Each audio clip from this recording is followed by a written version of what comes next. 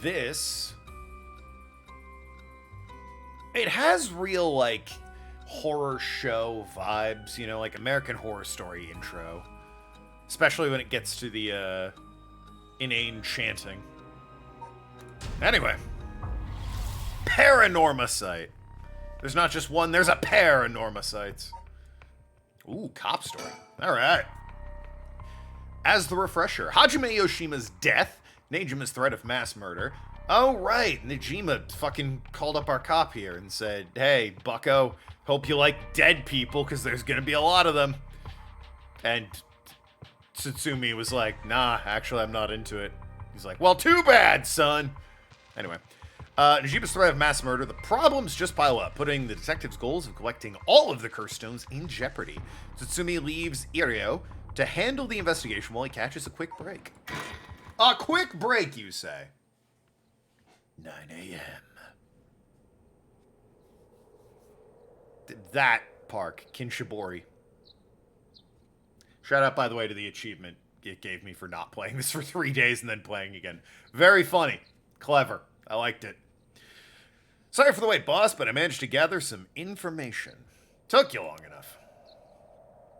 Well, tell me, damn it. Oh, wait. I should do the cursory check behind me, because there's always the chance something's lingering. Things at the station were pretty hectic, but I managed to get some info. Let me fill you in. Thanks. The floor's yours. Yeah, actually, let's... well, let me look. Well, let me look fully behind me. Oh, it's a sticker. Okay. What the fuck is this? Mockingbird. Sure. Let's see. It's a low one. Swanelope Swoost. I don't understand what is this crime? Because they're supposed to be like delinquent birds, right? What is this? Okay. It's a swan with an afro. I get. Swanelope, excuse me. And she's... I got nothing. Roosting? Whatever. Also a bloody handprint, maybe? I guess that might make sense, because we found the body there. You finished Psychonauts. Good stuff. Good game. Weirdly, that's one that got a PS4 HD release and got trophies as a result. The Xbox version never got trophies. Or achievements, rather. The Meat Circus sucked. Yeah, a lot of people say the Meat Circus sucks. It got fixed to be much easier in digital releases on Steam, Xbox, and PS4. But if you have the OG PS2 or OG Xbox version, it was real bad. But, yeah, no, I always thought the Meat Circus was Like, I never thought it was bad. I thought it was tough, but not bad. I also played it when I was young and didn't know better, so. Anyway, serial killings. A total of 3 mysterious deaths were confirmed in the area, including one in this park. We know about that one.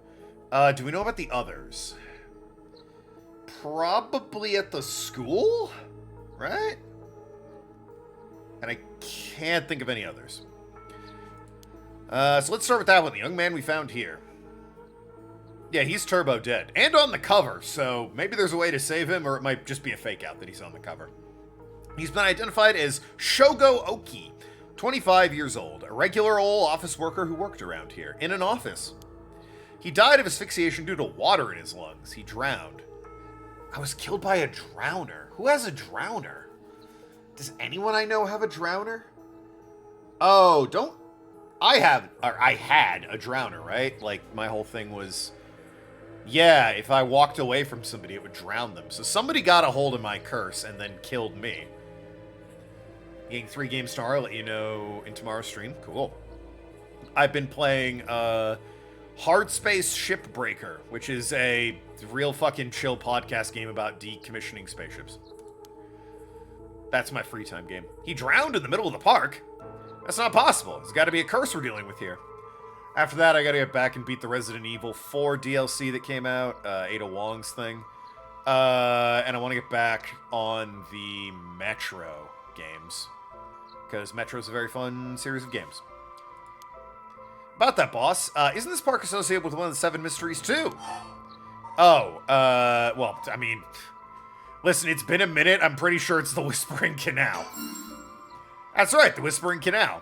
Seems like there'd be a link between canal and death by drowning, don't you think? Sharp thinking, Ariel. You're starting to get the hang of this. So let's assume they're related. What's next? Before that, the body of a woman was found beyond a residential complex in Kamizawa. Oh no.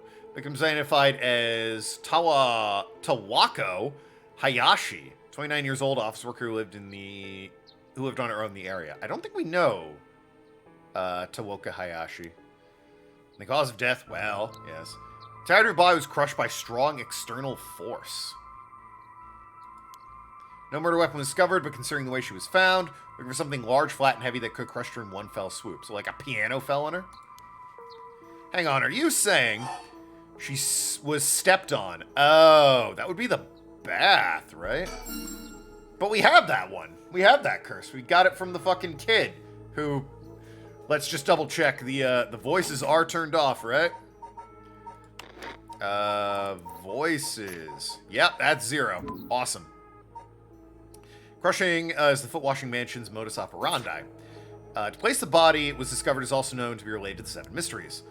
Then this is Namigaki's doing. Shit, I knew he used it. By the amount of soul dregs, the victim was a regular person, not a curse bearer. I killed one person. Guess we should report this to Paranormal Affairs. Got it. As for the 3rd victim, identified as Jinochi. I know him. Wait a minute. Oh, yeah, he's the teacher. Kohei Jinochi, 32 teacher at Komagata High, found in the school's courtyard. Cause of death appears to be external trauma from a fall or heavy blow. The impact crushed his arms and legs. Sounds like that could have been many things. He was found in the middle of a courtyard. He couldn't have fallen from the gymnasium or the main building. Not unless he got a hell of a running start. A teacher dying at school. Not just any school. Komagata houses one of the 7 mysteries. Boy, they sure do. Can I get it without checking? Is it the light? Might be the light. James have nightmare on a kill count for this game? Well, yeah, I guess. It depends if he counts alternate reality deaths. I don't recall if he does. It might be the Fool's Procession. Yeah, it's where the Fool's Procession... Fool's Procession is supposed to be. It's too big to be a coincidence. We can't rule out the possibility that his death was also the work of a curse. I see. Either way, it seems all 3 victims can be tied to the 7 mysteries. So one of them we know. Another one I don't think we've met. I can check people of interest real quick. Let's see Jinochi real quick. Yep, there's Jinochi. Hello. Killer sideburns on this dude. I think he does. Oh, well, then he'd have a hell of a time. There's your storyteller. Everything else about him remains a mystery. Well, I like how it says sex question mark, and then they go on to call him him. So, I'm going to assume he. Occupation, I'm going to assume the storyteller. I don't want to tell them how to do their job, but I feel like you can fill these in. How long is this game? It's supposed to be about 14 hours-ish? So like a 4 or 5 stream game. Also depends on individual ham-handedness. I am quite dumb. Either way, yeah, okay, tied to 7 mysteries. They're probably a curse bearer at the center of it all, pulling the strings. But you do have a point, nothing... All these strange jets point in one direction. Okay, wait, hold on. What was the... I know I keep checking this. What was the... Fool's Procession? Fatal Fall. One who hears music for 30 seconds without seeing the curse bearer. That does sound like... The girl killed him, the student. Interesting. Because I thought she went home without killing him. Well, she definitely went home. There could be a, Why are you blocking "you're not dumb"? I'm gonna allow "you're not dumb." Why was that a term that was prohibited? Guys, you're not dumb. How dare you say that to me? I'm an idiot and you know it. What the fuck? Come on, Automod. That's just mean that you would block that. Hajume's case wasn't all that different either. Oh, this guy, yeah. He died in mysterious causes in place connected to 7 mysteries. Penguin, sup? Problem is, timing doesn't match up. He died before the curses were activated. It's true, he did. Perhaps the curses needed him to die to become activated. Could have been hit by a different curse, one that didn't have anything to do with the 7 mysteries. That would complicate things. That's a thought, but if that were the case, we'd be dealing with a powerful practitioner, one who could pull off a curse like that without using a cursed stone. Pringish. There aren't many people in this day and age who can do something like that. Oh, really? I see. I don't know too much about that stuff. I'd be more surprised if you did. I still can't fully turn around, which is always a little concerning. I don't see anyone watching us. Hello, sir. Oh, we're still banging on. Looking at these deaths, it seems like many of the curse bearers acted last night. Well, at least 3 of them. We can't rule out there are more killings from which the bodies haven't been found. Yikes, I hadn't thought of that. But there is one silver lining. Judging by my own curse stone, it seems curses can't be activated while the sun's out. Ah, that's great news. Basically, we're safe during the daytime. Nathan, you're unbanned. Exactly. It's also likely why Najima gave us till dusk. Ah, I must have known the curse stones can't be used during the day. Either way, we've got till nightfall to sell this. It's time we flushed out the other curse bearers. Aye, aye, boss, let's do this. The moment we only know the identity of 4 curse bearers, you included. Yeah, but I took their stones, right? So, well, 2 of them. Najima, I obviously didn't take because he called me on the phone. Yutaro Namigaki had the foot washing mansion, and Hideki Araishi had the ever-burning lantern. We got both of their curse stones. And then there's Najima, who claims he had the one-sided reed. Yeah, that about sums it up. I'm looking more and more like that janitor, by the way. Better figure out who the remaining 5 are quick. How should we go about looking for them? There's no point in searching blindly without a lead. Let's focus on other things for now. Tracking down Najima may lead us to the other curse bearers too. Either way, he should be our top priority. We could do some real damage if we don't get to him. I also want to look a little more into Yoshimi. I have a feeling there's some connection there. Hi, boss. Got our work cut out for us. I asked around Sumida's Community Safety Bureau, where Yoshimi was stationed. Seems like he was investigating the apparent suicide of a girl named Onamichio Shiraishi. Ah, yes, I heard about that. He was trying to determine whether it was really a suicide, looking at the height of the building, the force of the impact, or wounds and all. Must suspect some kind of foul play because he ordered a full investigation. It had already been deemed a suicide, and his superiors told him not to go stirring things up. What was the evidence? According to the report I found on his desk last night, body was found at the foot of a building a ways away from the road. There was no evidence of vehicular collision, so it was ruled a suicide. But he thought there was more to it than that. Yes, a truck or other flat-faced vehicle traveling at high speeds could have inflicted similar damage. In other words, sometimes a traffic accident can look an awful lot like a fall. So she was attacked by Optimus Prime. Case closed. Get him, boys. His chances wasn't a suicide. What a terrible way to go. There were no brake marks in the road, meaning it would have been a hit and run. Yes, Optimus Prime. We've been over this. The vehicle would have hit her without slowing down at all. It's turning into quite the grisly case. But the vehicle couldn't have come out from a collision like that unscathed. Exactly. Ask the Traffic Bureau to keep an eye for any vehicles with frontal damage. Truck-coon. Yeah, she's just in an isekai now. Don't worry. I haven't heard back from them yet. I don't think they're looking very hard. So we've got no proof. That said, if it was a track accident rather than a suicide, it's possible someone silenced Yoshimi because he was on the verge of discovering the truth. That's true. You think the driver is the one who did it to him? Not quite. Yoshimi had already talked to forensics in the Traffic Bureau. His death wouldn't have covered things up. You're right on that. Even if suicide was cover-up for a hit and run, it doesn't seem enough reason to kill a cop. Well, that's right. Unrelated, I got something else, too. I managed to get a hold of Onamichio Shirashi's address. Yoshimi went there a bunch of times over the course of his investigation. Might be a good idea for us to drop by, too. Good thinking. Hopefully that'll give us more leads. Let's move to the next topic. Remember the girl I met on the day he died? Hitomi Okuda. Community Safety didn't have any contact info for her on hand. Not even an address. Well, they had her parents' information, but when I called, they said they hadn't heard from her in a month. Lots of family issues from the sound of it. They even said they didn't want to do anything to do with her anymore. Gross. That said, she still goes to school once in a while. We might be able to find her there. Oh, this is the delinquent kid. Who's like in charge of all the gremlins. Not sure we really have time for a stakeout right now. Butch could be a key witness. Can't have community safety track her down for us? We can ask. It might be tricky to get it done today. What'd you miss? We're just reviewing the case so far. It's daytime, so none of the curses are in effect. And we have today to find the serial killer, Najima. For starters, Komagata High School is closed today.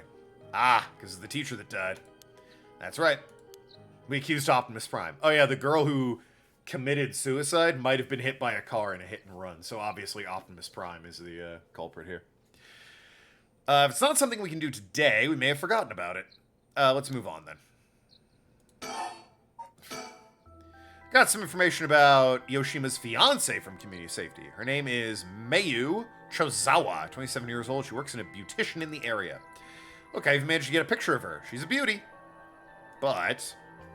oh boy, here it comes. But what? Community Safety hasn't been able to contact her since Yoshimi died. Not by phone or at her house. In other words, no response. Dead silence. There it is. Can't things just be easy for once? Sure, let's see what she looks like. She's cute.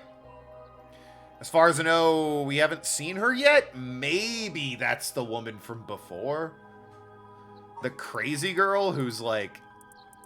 was hanging out with the one guy to try and steal his stone. Yeah, this kid. Oh no, that's her. Ayame Tano.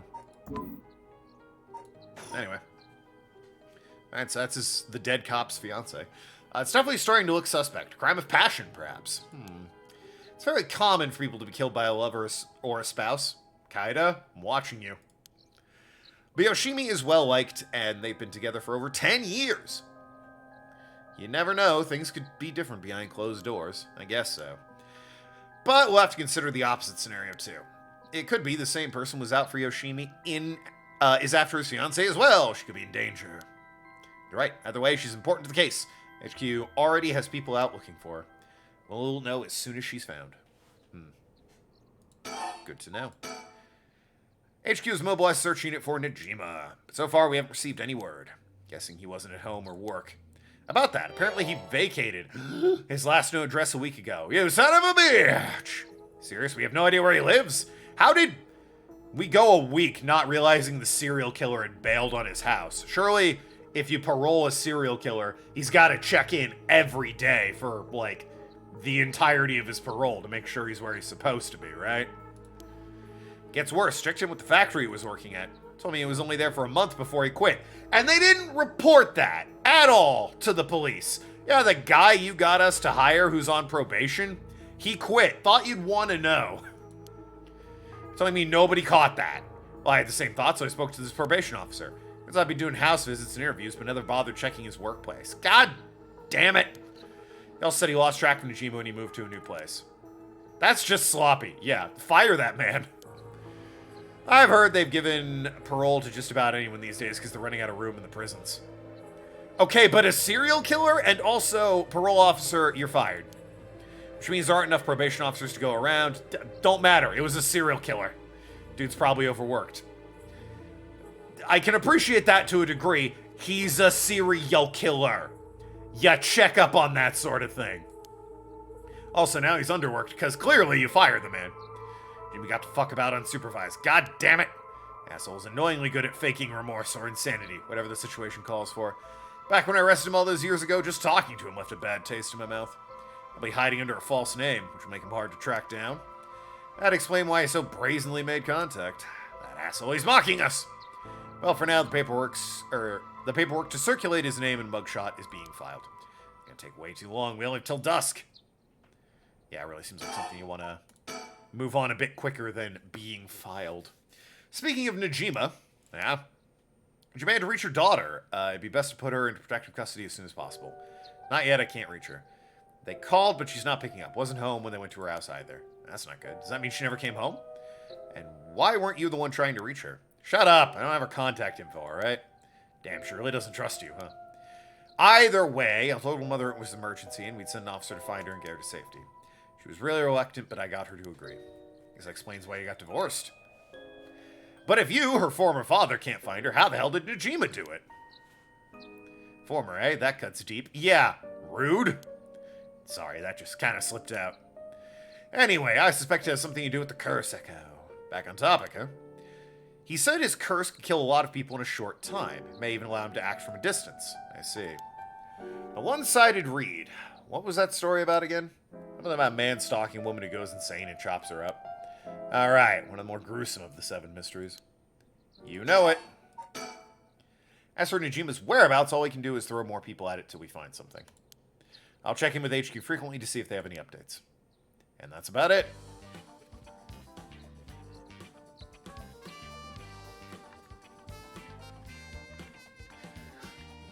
Daughter's missing! Hundreds might be killed! 3 are already dead! Ghosts are real!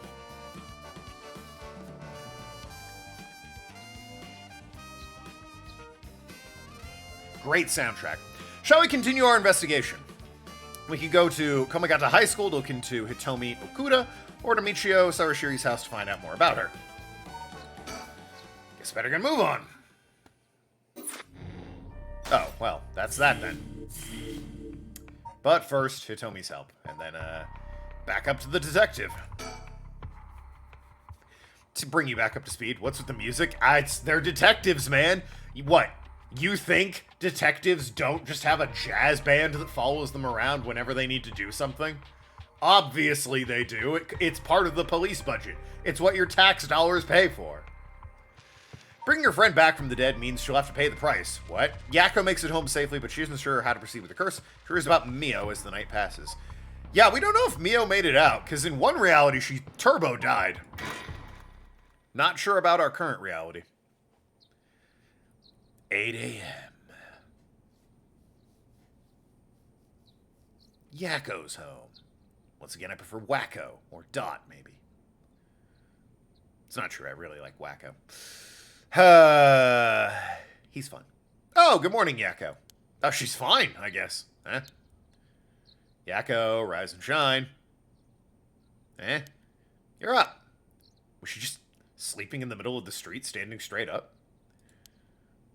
You okay? Can you remember your name? I'm... Part of me does want to say Mio, because that's her name. Obviously, I'm Mio. Mio Kurosuzu, that's your name, isn't it? Right, I asked what your name was. Looks like you're awake now, so good enough. Oh. Mio, thanks for last night. Was everything okay? Yep, still alive. I can see that. Couldn't dispel the curse echo or learn the identity if you use it, but I managed to get away. Well, it's important. In that situation, it's the best you can hope for. Sorry I got you involved with something so dangerous. I meant to look for you as soon as the sun rose, but I was just so sleepy.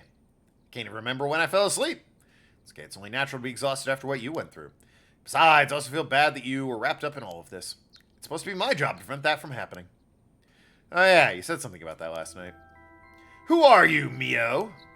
Oh, well, truth is, I've been trained in things having to do with the supernatural. Huh? You mean you can learn what kind of stuff? Wait, what?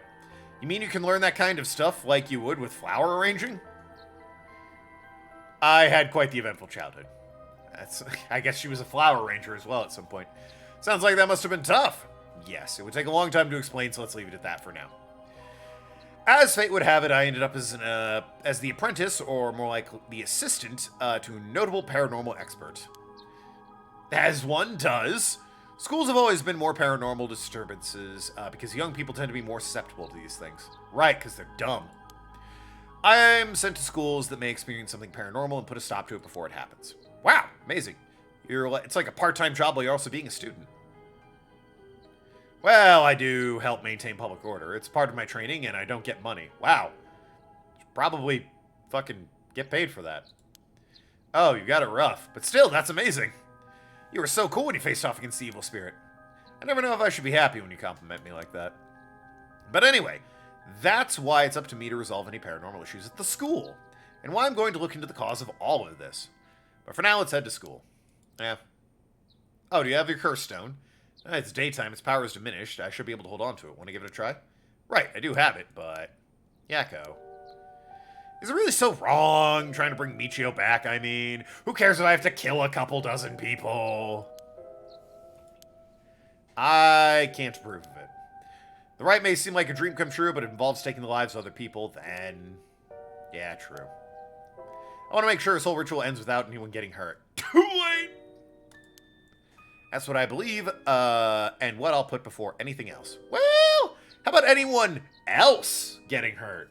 Because there's at least 3 people dead as a result.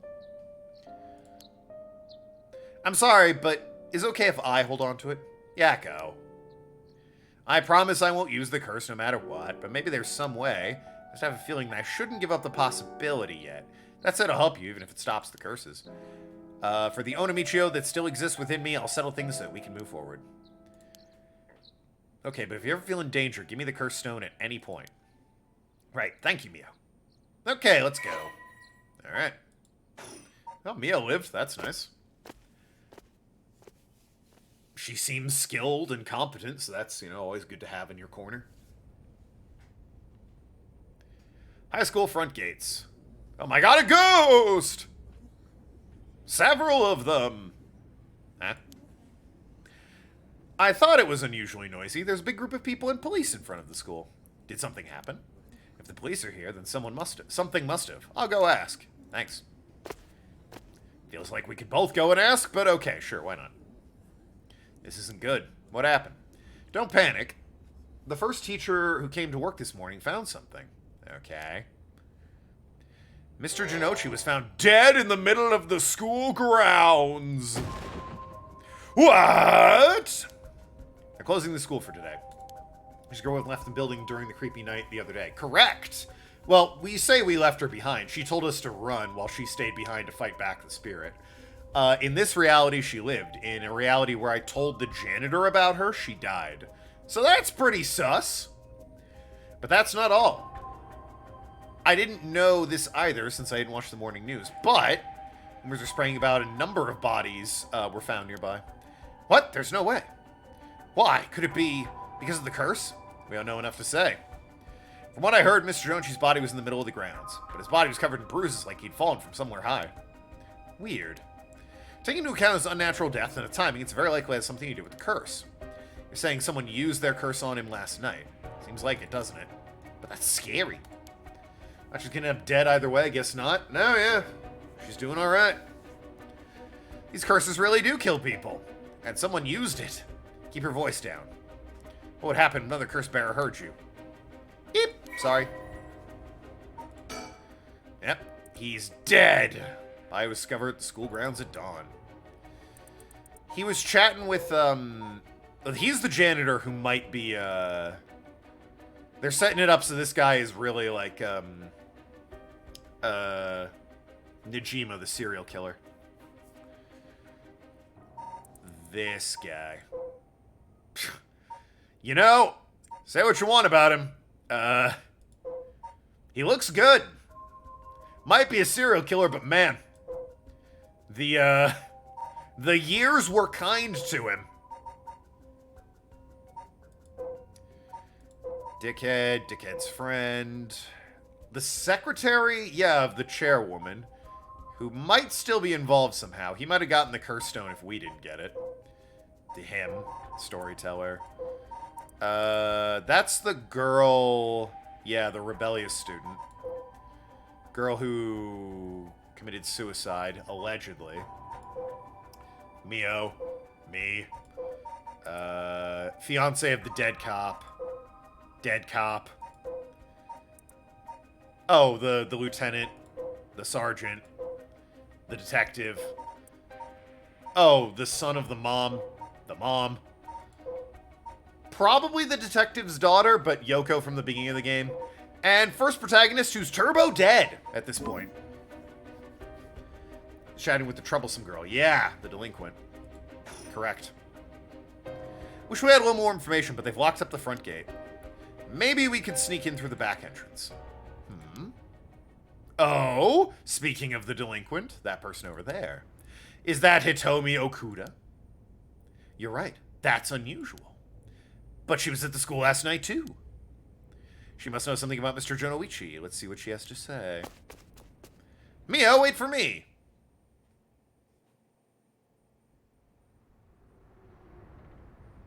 Huh. You're telling me the two of you were the ones at the school last night. I like that they fast-forwarded the bit where we explained it all to her. Ah, no sense hiding it then. Plus, I owe you one, Mio. I'll tell you everything I know. Thank you. She owes you. Oh, yeah. Right after I transferred here, there was a bit of trouble. She gave me one of those, exorcisms. Oh. One of those, huh? So, that's what it was. Sure. I think it's a banjo in the back. It might be just a guitar. It's very Silent Hill-esque. It's weird. The music not only, like, some of the menu are more faster-paced music reminds me of American Horror Story, of all things. Shit like this makes me think of Silent Hill, like the bits where you're walking around the town. And it's just kind of surreal and weird. Especially the later games. Did you hear about Mr. Jonoichi? Or Janochi, if you will. Heard about it. I known about it since last night. I saw the asshole bite it on the school grounds myself. Oh. Well, damn. You saw it happen. Tell us about it. What happened exactly? Don't really know myself. It was pitch black. Well, did you see it or didn't you? What I can tell you. It was almost dawn. Probably around 3. Wow. Dawn's early in this part of the world. Dawn for me is like 6. It is the land of the rising sun, though, eh? He started freaking out all of a sudden, ran out onto the ground like something was chasing him, then screamed. Ah, somebody help me! Forgive me, Onamichio! Or something like that while he was running around. Onamichio? He mentioned Onamichio! Was there anyone else out in the grounds? It was too dark to see from where I was. Just for a second, I think I saw a girl in a school uniform with her hair in braids. Oh? I didn't go to make sure, but... So it could have been nothing for all I know. I heard him begging for his life, like, I was wrong, and I'll do anything, and no, don't throw me from so high up, it'll look like I jumped when there's no buildings around, that sort of thing. Then all of a sudden his arms and legs snapped, even though he was just standing there. Whew. 5, 6 a.m. is about the time for you as well, 3 a.m. 8 near dawn. I mean, it's closer to dawn than like 7 at night, but it's still, I wouldn't call that close to dawn. His arms and legs broke without anything being done to him. He fell over and quit moving, so I thought I better get out of there. Yeah, you know what? Fair. True. Then he croaked. That's all I saw. I mean, that's all I saw as being kind of... You saw quite a bit. The whole fucking thing, I would argue. From what you've told us, it almost sounds like Onamichio's ghost chased down Jonoichi. I keep saying Jonoichi. It's Janochi. And killed him. There's no second eye. Unlike Konoichi Penguin. That's probably what's fucking me up. It's Jonochi and Konoichi. Hell, if I know anything about it, I'm just telling you what I heard him say. Deadly Premonition. Also the vibe for the music. You can just hear fucking Morgan going, FK in the coffee. What a game. Deadly Premonition is probably one of the best stories. Like, story is a solid 9 out of 10. Gameplay is a negative 12 out of 10. So in terms of bad gameplay to good story, Deadly Premonition is like the poster boy. But it's just interesting enough that you keep playing despite how fuck awful the controls and gameplay is. Deadly Premonition 2 has no excuse. It's just bad. Did you tell that story to the police? Nope, and I ain't gonna. Can't count on them for shit. Not like they believe such an insane story anyway. Right. But there must be at least one person the police worth trusting, right? Maybe 2? Some cops? Prowling the streets now? And I guess there was one cop who always got on my case about stuff. But he died the other day. Oh, he did? Sorry to hear that. Everyone who gets involved with me ends up dead. Maybe I really am cursed. Pisses me off. Same. I'd be pissed off as I was cursed too. You got it all wrong.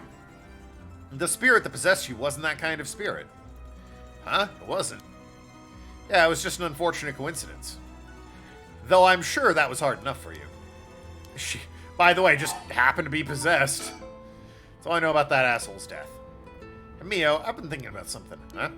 The way she described it reminded me of something. The way Mr. Jinochi died sounds a lot like how Onamichio died. You're right. Of course, I didn't see it myself, but the state of Onamichio's body was in what she... body was in, it was like she'd fallen from up high. They'd been killed by the same curse? I don't think so. The curse of the Sevens hadn't manifested when she died. And if we can trust what the spirit board said, Onamichio died in an accident. Alright. That's all I know about that, assholes. Okay. Hitomi, were you possessed by some kind of evil spirit? I understand all too well myself. What I can say for sure is, thanks to Mio, the weird symptoms that were happening to me all went away. Yep, some people are born with a natural sensitivity to the paranormal. They tend to end up isolated, and they struggle to relate to people around them. They also tend to draw spirits to them naturally. This can cause strange symptoms they don't understand, like headaches, muscle stiffness, and hallucinations, even memory problems. I'm sure it must have been very hard. That's how it works. It's awful convenient. Great excuse. Ah, no, I can't come to work today. Possessed. Again. People also have their personality taken over when they're possessed. It's possible with spirits who have a very close relationship with the target, like siblings or a parent and child. But you almost never hear about people being taken over completely. It's when two parties aren't in sync that those negative effects can start to appear. So the seances or whatever you see on TV are all bogus? Not quite. There are mediums and diviners who can align the minds of spirits they call. Even though there are people on TV who are just putting on a performance. You know, like all of them. Huh. There are people in life who have extremely powerful spirit sense or a deep connection with the person. But even they shouldn't be able to completely take over a person they possess. And even if they could, it would only be enough to pressure them to choose certain behaviors and wouldn't be unusual for them to do it on their own to begin with. But if that's the case, wouldn't you not know if you were choosing the behavior on your own will or not? Hence why there's lots of cases where people don't even realize they're possessed. Though the spirit may influence the behavior and memories of the host, the deeper the connection in life, the easier it is for that to occur. I see, getting possessed by a spirit is pretty complicated, huh? Must have been tough for you being possessed for so long, Hitomi. Whatever might happen to me doesn't make any difference. Me being able to see spirits and stuff has nothing to do with how things ended up like this. Yeah, it's not like being able to see them is your fault either. Same goes for me. Maybe it's just something we have to live with. I think you have a knack for it yourself, Yakko. I bet you can see them too with a little training. I may pass, yeah. I don't need that shit. That's why you do the job you do, huh, Mio? Thought she was a weirdo when she showed up all of a sudden. She was going to exorcise me. If you hadn't said anything, I probably would have knocked her lights out. You tried to perform an exorcism on her without telling her anything. In my experience, most people don't understand no matter how much I explain. They'll accept my explanation after they see the results. I guess it makes sense. Yeah, well, last night before you witnessed Mr. Jinochi collapse, can I ask what he and you were doing in the classroom? You gonna tell the cops? I mean, depends on what it is. If it's the one I'm immediately thinking of, yes. Well, he's dead, so I guess, what are they gonna do? But I guess he is dead, so what are they gonna do? But, probably not, I suppose. Alright, with everything that happened with Mr. Jinochi, they'll suspect you if we went and saw you, told them we saw you with him that night. Anytime something happens like anytime something happens with someone like me, all the shitty adults start jumping to conclusions. I understand, I won't tell them. You wouldn't have been able to kill him anyway. Kyo's gonna be pissed that Michio is dead. Well, he'll just don the mask himself, become Michio Man. Again, like in Infinite Wealth. Who's all been in this suit? Ichiban, Kiryu, Yagami. I mean, I think a couple other NPCs, but yeah, all the player characters have been in the Onamichio suit. If you say so, then I don't mind telling you about it. So last night, piece of shit called me over acting like he was going to attack me or something. How terrible! Well, he's dead now, so whatever. I'm glad he's dead. He had it coming. You don't say that out loud. You just think it. Calling people worthless and a cancer on society when he didn't know shit about them. That asshole was the only one... was the one always acting like scum, if you ask me. Is that so? Show us more in detail why he called you out in the middle of the night. And why you went. Hard to explain. Where to start? What do you mean by he was acting like scum? Did he do something bad? You know, Onamichio Shiraishi, right? The girl who killed herself? Yeah. Whoa.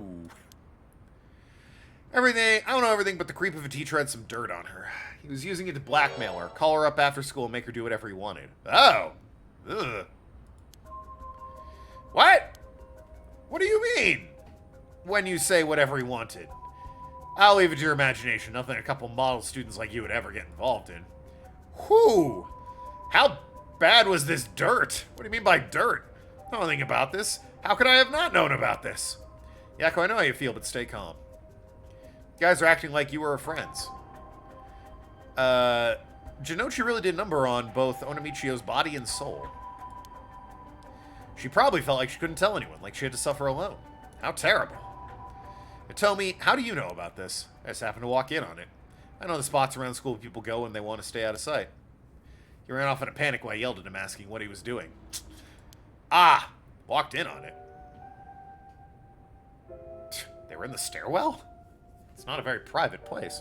Couldn't just leave her alone, looking like she was about to cry, so I stuck around for a bit. She told me everything that happened in whispers. She probably figured I wasn't the type to spread that stuff around. She never asked for my help. Told me she was fine and to keep it a secret. Onamichio, why? She probably thought she just had to grit her teeth till it was through. She was naive. I tried to tell her if you give a guy like that an inch, they'll take a mile. She kept saying about how it was her punishment. She was soft. No. Well, this is grim. Of course, Jinochi didn't change. He kept on doing what he was doing. I understand either of them, but that's as much as I was involved. Then she killed herself. Nothing I can do about it now. Well, she's not letting it get to her, I suppose. But tell me, if you knew about it, then why didn't you... I'm trying to say it's my fault. She told me not to say anything. She told me she was fine. So what the hell more responsibility do I have other than what I already did? There's no point in blaming Itomi. But yeah, it's clearly Jinochi's fault. This is very similar to that one plot point in Persona 5. It's hard to explain. Where to start? Oh. Did you hear what the dirt was? Nope, never heard what it was. But from the sound of it, he'd been blackmailing her since about a year ago. Yeah, I'm not going to say what was happening directly because that'll probably get me flagged. For how long? Age-gated immediately. The dick probably caught her doing something she shouldn't have been doing. She looked well-behaved, but there's more to a person than meets the eye, you know? Like Optimus Prime. It's coming back, chat. He ran over that girl. There must be some other reason. Don't know. Got nothing to do with me. Well, then. So last night, how did it start? Alright. Remember the nosy cop I mentioned who was always on my case? He died at the former Yasuda Gardens a couple days ago. Yoshimi was his name, part of the juvenile division. He didn't look like a cop at all, a real rough guy, but good at looking out for folks, so he was the only one I could talk to. So there was someone like that with the police. Too bad he ended up dying. Oh, one other thing. One time he suddenly introduced his fiancée to me.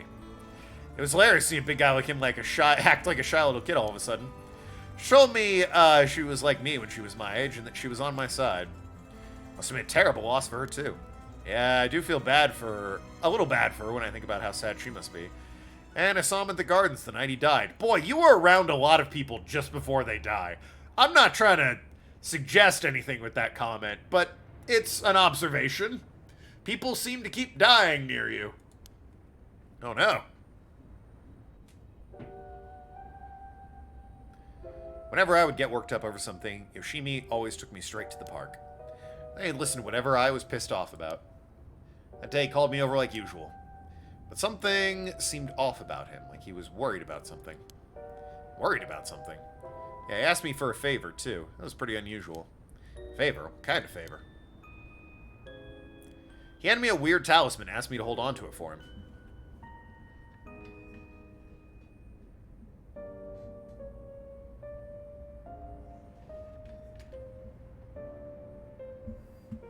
I'm the killer.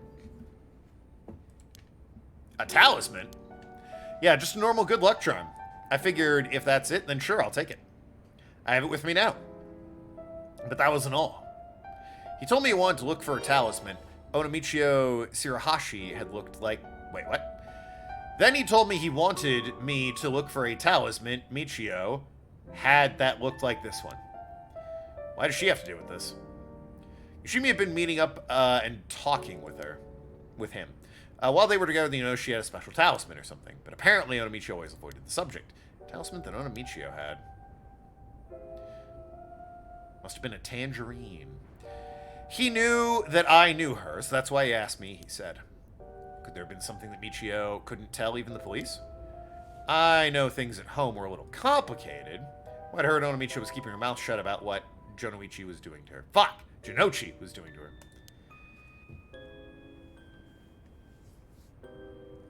Yeah, why does she have to do work? Yeah. Good question. Hard to talk with cops and someone's got dirt on you. And I didn't squeal on anything about Michio either. Michio, what is it that had such a strong grip on you? So basically, Yoshimi didn't just have his eye on Michio, but her talisman too. But after she died, he didn't know where it ended up. Since I knew her from school, he wanted me to look into it for him. Is there something special about the two talismans? I wonder why he gave it to you.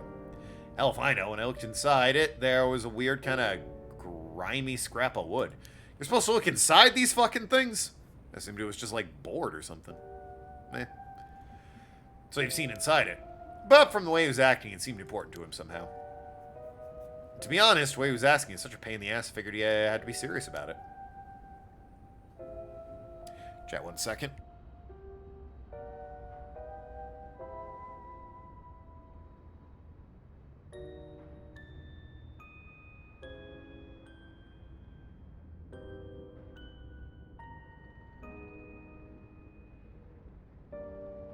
Sorry about that. Had to blow my nose. Ahem.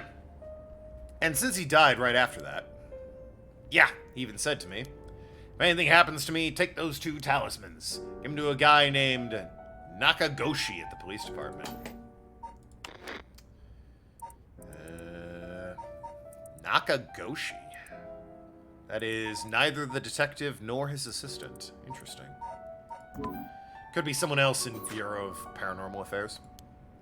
Knowing what I know, he probably felt something was going to happen to him. Nakagoshi. You know him, Mio? No, I've heard the name, I think. So it really is a Nakagoshi. That's a relief, at least. No, he made it up. Obviously. Anyway, I didn't feel right ignoring a dead guy's last request. Hitomi. Yeah. A talisman. Would you mind if I had a look at it? Sorry, I don't trust you all that much yet. It's important to me. Oh, okay. Last night, you were looking for the talisman Michio had. Yeah. I figured the piece of garbage teacher would know the most about Michio. Asked him yesterday afternoon if he knew anything about her talisman. Gave me some cryptic response like, I can't talk about it now, come to the school tonight. He gave me the code to the lock on the back entrance. Seemed pretty willing to give it out. So I wouldn't be surprised if he used it for secret meetings before. Yuck, I can only imagine. We climbed over the front gate to get in. Yeah, we met upstairs in the classroom in the middle of the night. But nothing he said made any sense. Like I was really Michio and stuff like that. What? Went on and on about how it was my fault, and that if only I hadn't been around or something. Grabbed a hold of me, breathing heavily. Yep. Were you okay? Yeah, that's when you two showed up. I was able to get away while Jonoichi was freaking out. Oh my gosh, good thing you got away. So, it's all really thanks to you two I got away. But I didn't get any info about the talisman, so the whole thing was sort of a bust. Afterwards, I was wondering what you two were up to, so I hid nearby. I saw you and old man Ashimiya talking, and then Mio showed up. Oh, you did? That's why I saw Jonoichi come back outside and bite it.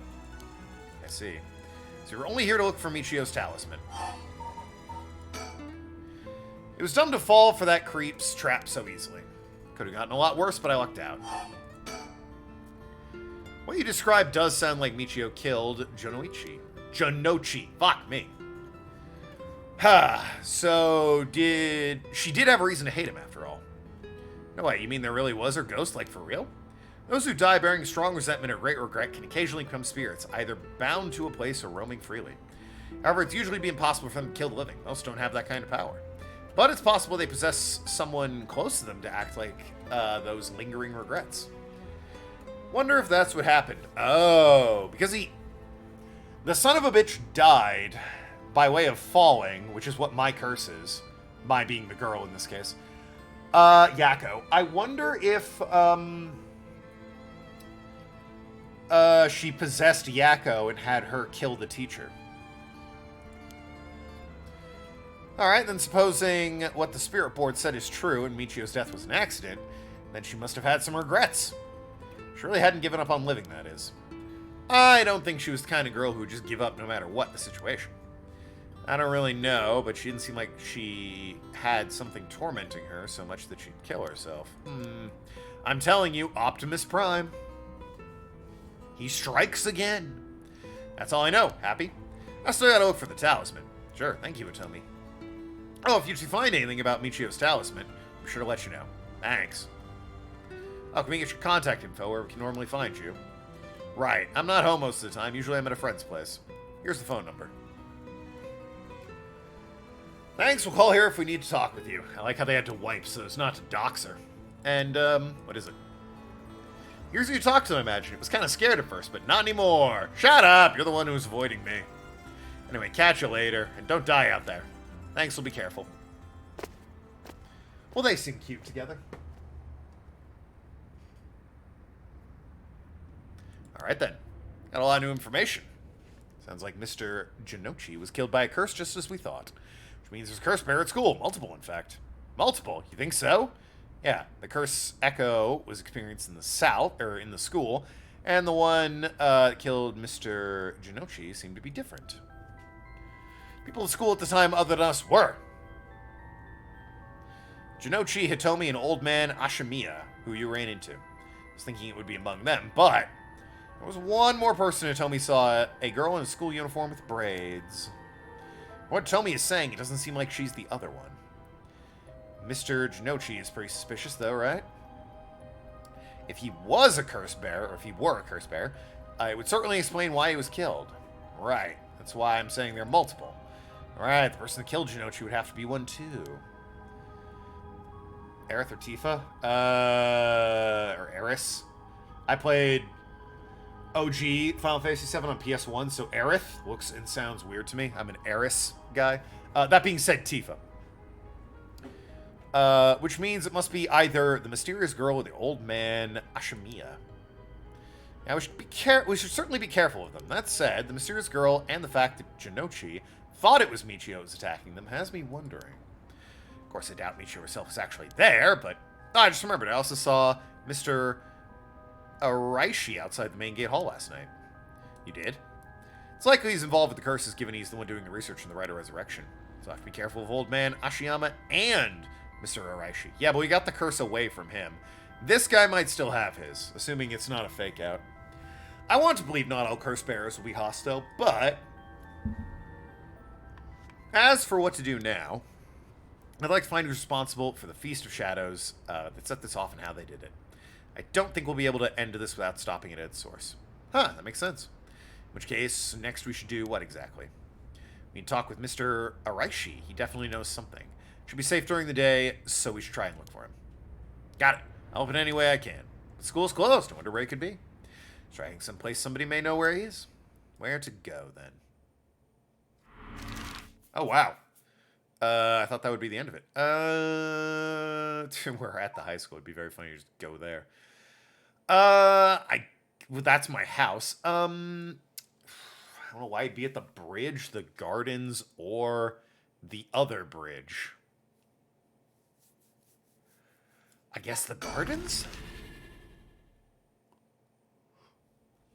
That's the most likely, in my opinion.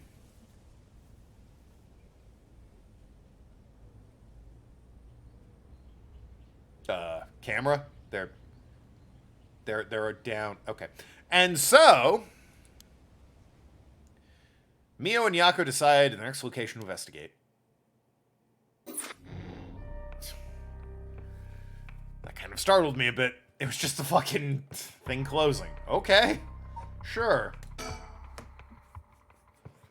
Throughout the night, Richter continues to gather information about the crimes, while Haru lies awake until dawn, preoccupied by the prospect of bringing her lost child back to life. Alright, let's do this.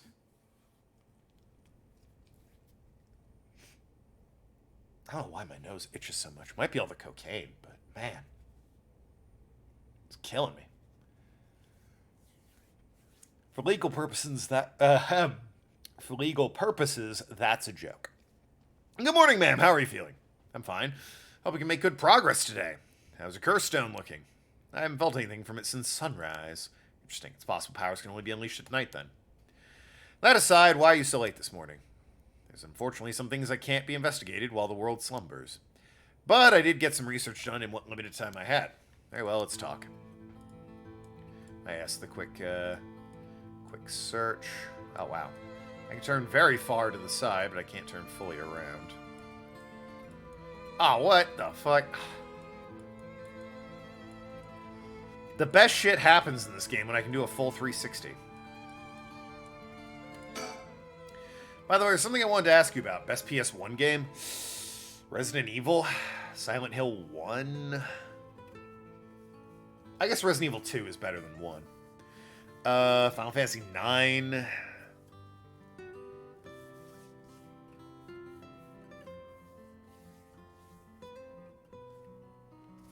Parappa the Rappa, obviously.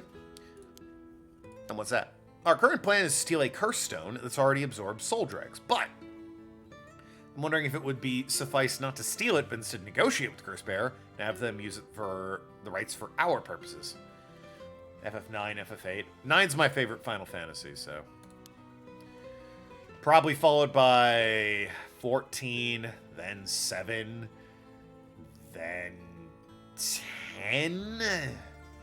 Then there's a pretty steep drop-off. Spyro 3? Ah, the Spyros and the crashes. Yeah, of course. I mean, I suppose that would accomplish the same thing, but do you think it's possible?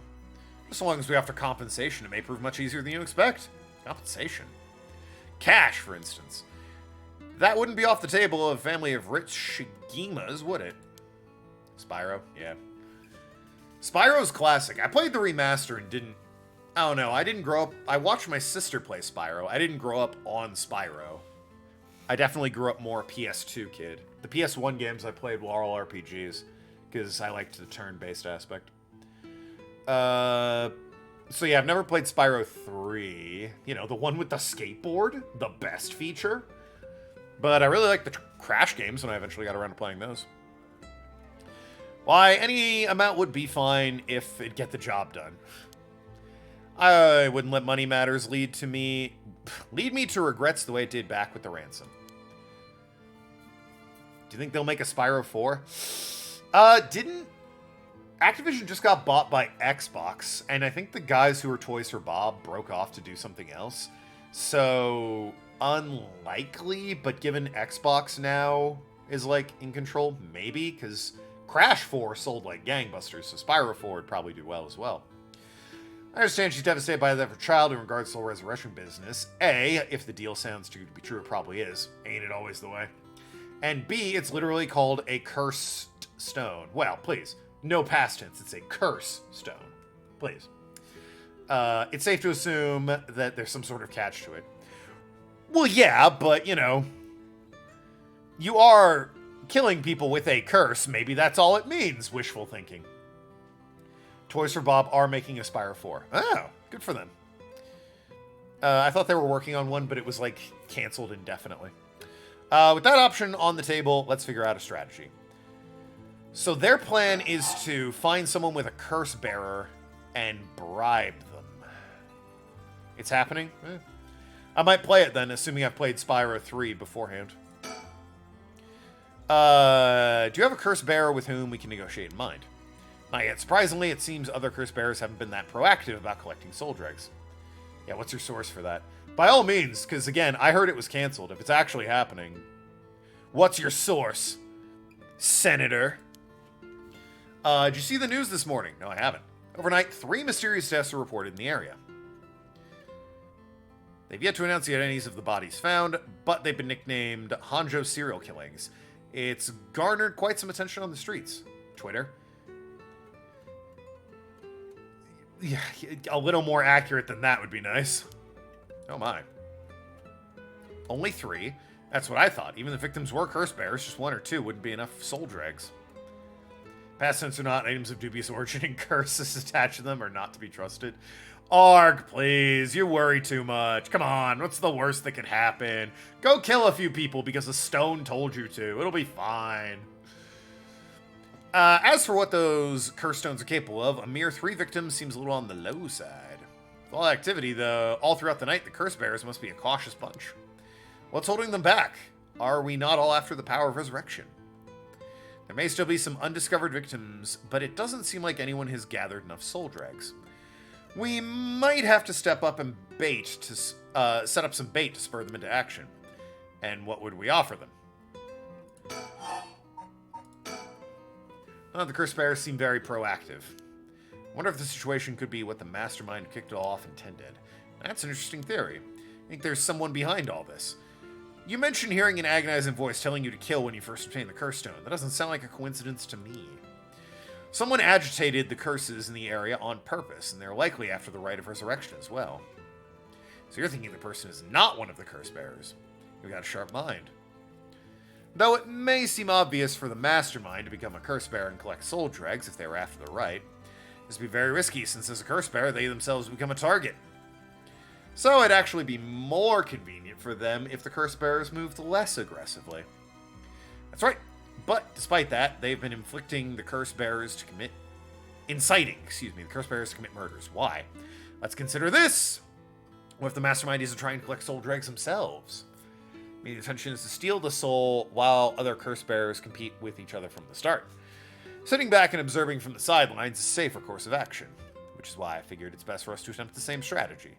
So how do we do it? Twitter an exactly trustworthy source of news? Yeah. Well, I need more than Twitter. We need, unless it's, yesterday, one of the devs said, yes, we are making Spyro 4, it'll be out when it's out. I wouldn't trust Twitter. Still reason to suspect the mastermind could be a curse bearer themselves. To be honest, I want to keep my distance from whoever it is, no telling what kind of power they might possess. Whether our aim is to negotiate or steal, we have to outpace the mastermind in making contact with the other curse bearers. How do you suppose we do that? At this point, all we can do is search.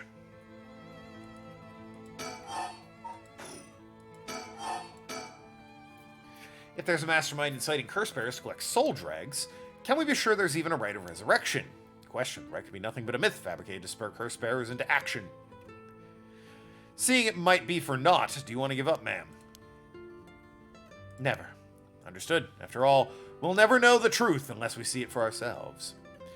But we'll do it without using the curses ourselves.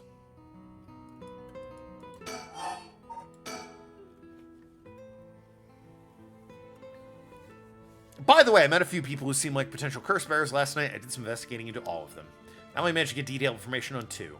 Quick. I suppose that's to be expected from investigator extraordinaire. I appreciate the flattery. Whatcha? First, there's Ayame Tano. Was she a curse bearer, or was she just connected to one? Girl we talked to before. Though she isn't a curse bearer herself. Right. She's a student attending T University of Art. Currently lives alone in an apartment near Midoricho Park. Even determined address. You're not one to be underestimated, Mr. Investigator Extraordinaire. I called every single university with ukiyo-e in the curriculum, pretending to be her parent. Went around to check her place on the way. It doesn't seem like she's returned home last night. I'm worried she might have run into some trouble. Didn't you attempt to follow her last night? I'm embarrassed to say, but I couldn't. She shook me. Couldn't keep track of her. And here I thought you were a detective extraordinaire. I'd like to learn more about her, but it would take some time. She's planning to steal the curse stones just like us. It's better if we act carefully around her. Indeed. Still not done! Next is a tall man who dresses in all black. Oh, that would be the chairman? Or the secretary of the chairman? Met him near Kinshicho.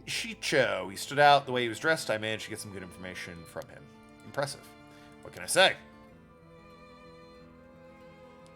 Works as secretary of, Hihaku Soap's chairwoman. I believe his name is Takumi Yumioka. The Hihaku Soap's headquarters and factories are both located in Honjo, correct? Yes, they've been here a while. It's only in the past 10 years the company has shown significant growth. I remember seeing the chairwoman on the news a few years back. She seemed very shrewd. With the increase in sales, I assume she wanted factories running at full capacity. But with the harsh restriction against industrial waste, a lot of factories with older equipment had to be shut down. That's right. Even 10 years ago, there were many complaints about chemical dumping and waste into the river. Many companies back then were more concerned with making a profit than protecting the environment. Boy, aren't we glad that's not the case anymore.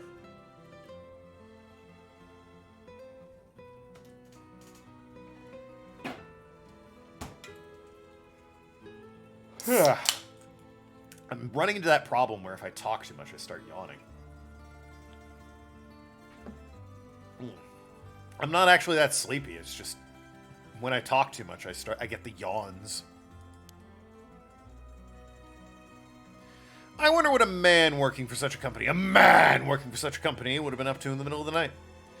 On the way here, I stopped by the company's headquarters, but they hadn't started for the day. I should have better luck later. Let's hope you will. Perhaps they intend in seeing if the right would be beneficial for the product research into beauty and skincare. Right, of course. Ha! That's an interesting thought. I ran into one more suspicious young man last night. Seemed to be collecting soul dregs, right? Couldn't get a good look at him, though, and I couldn't gather enough intel properly to identify him. From the back, it looks like the teacher, right? Like, it looks like this dude from the back. With the hair. Like, look at that.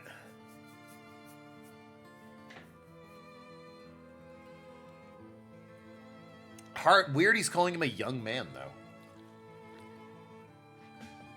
That being said, I couldn't get a good look and couldn't identify him. Well, that's a shame. But I can make an educated guess. Oh? You know the researcher... Oh, it's the other guy. It's Rick Kai. No, wait, that's me. This dude. Yeah, it could be his hair as well. Yeah, well. You have that problem as well? What, that's your hair? You know the researcher who discovered the ancient text on the Rite of the Resurrection, the one that lives here? Or if you talk too much, you start yawning. His name is Hideki Reishi. The man I met was very similar in stature. Oh, even he's involved. How awfully suspect.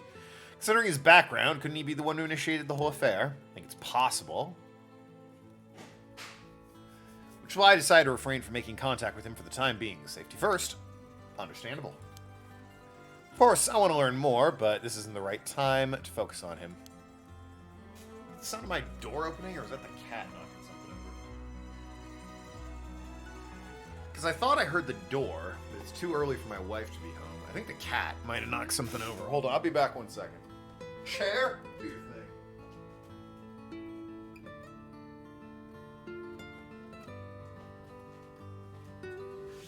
Alright, good news. The cat knocked something over. It was my wife. Cat knocked the wife over. Anyway. That's the mansion, my bad. Still the mansion, my bad. Jesus Christ, how many times are we going to talk about these curse bearers? I prefer to ascertain who else is a curse bearer. First, we'll return to Hihaku Soaps, see if that man in black. Their headquarters are... The awning? Yeah. Their headquarters are down South Warigesu Street. How dare you call me that? Kidnapping. Alright, there we go. I learned something new about the criminals involved with the kidnapping. It concerns the serial killers. There was a body found at Komagata High School. Person who was identified as a school teacher, his name was Kohei Jinochi.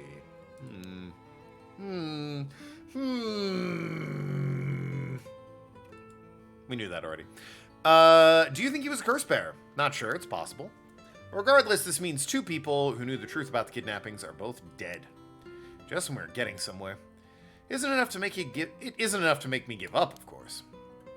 Still, we don't know anything about Michio Shirahaishi's residence. It'd be wise to pay it a visit. Understood? In addition to the 3 victims associated with the Honjo serial killings, There's Michio. It's fucking... Sorry, the V is so deep because, you know... Want to let the ladies know I always go deep in the V. I'm lonely. Reportedly committed suicide. Police officer died at the former Yasuda Gardens. If strange deaths... Boo. Ow.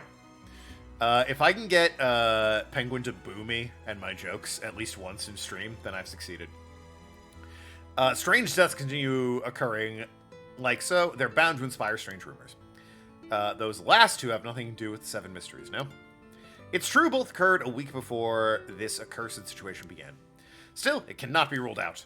It's possible the mastermind was involved even with those killings. How? What if there were preliminary steps to awaken the 7 mystery curses?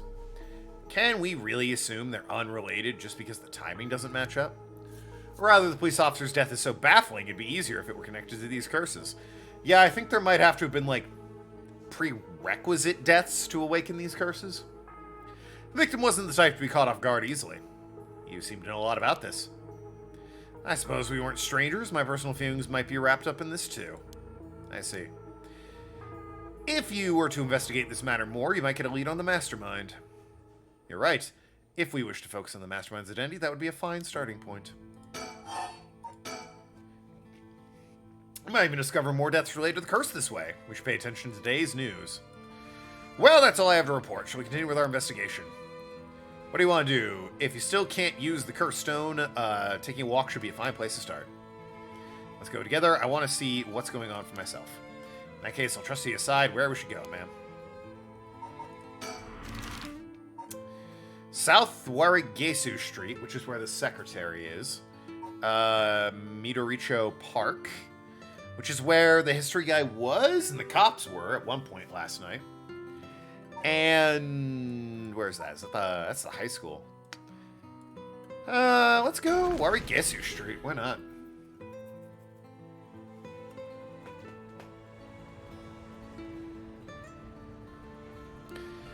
The Hihaku Soap's headquarters on the other side of the street. They were closed when I visited this morning. It appears they're up and running now. To think a small soap-making company could grow so much in such a short amount of time. They have factories and warehouses throughout the area now. You can see why the director is now called Chairwoman Natsuye... Or now, Chairwoman Natsuye Hamamori is called the Queen. My Queen! What does she look like? Oh, alright then. You mentioned that Takumi works as her secretary, correct? I think it's possible he's acting on her orders. It's exactly my thinking. A curse bearer with both money and power could certainly look at a resurrection as their next prize. Negotiating with a person of that stature may prove difficult. Still no doing a 360 look around. All the way up there. No sticker? Really? No? Disappointing. This is up and running. I can see people inside the reception area. Let's go in then.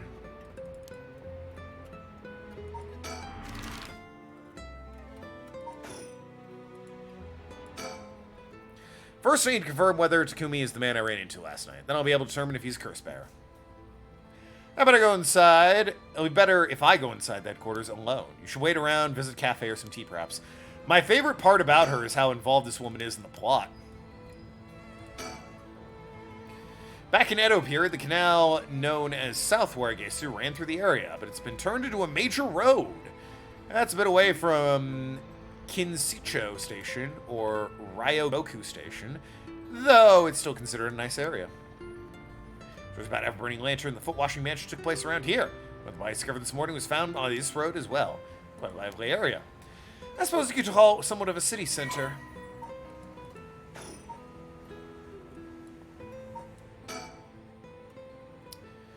An influential person at the soaps is potentially a curse bearer.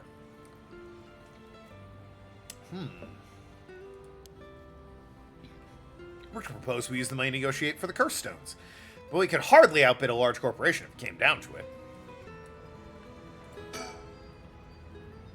Speaking of prerequisites, serial killer from old detectives past showing up, and the cursed item showing up relatively the same time seems like a suspicious, convenient coincidence for a serial killer.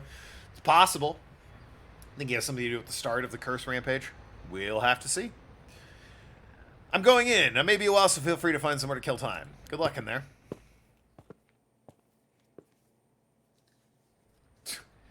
Sorry to keep you waiting. How'd it go? I'll fast forward to the conclusion. I met with Takumi.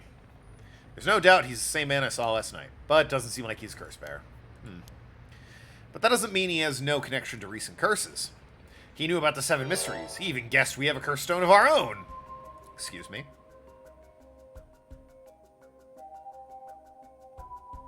Tried approaching him about a fallen item after I ran into him last night, however.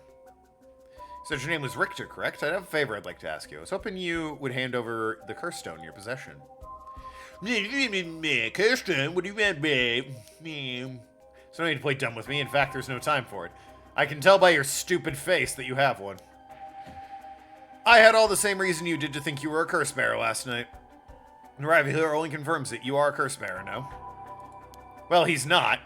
You're right, we lack time. I confess, I'm a curse bearer. I possess a stone of the haunting clappers. Is that what I have? Hold on. That'd be curses, wouldn't it?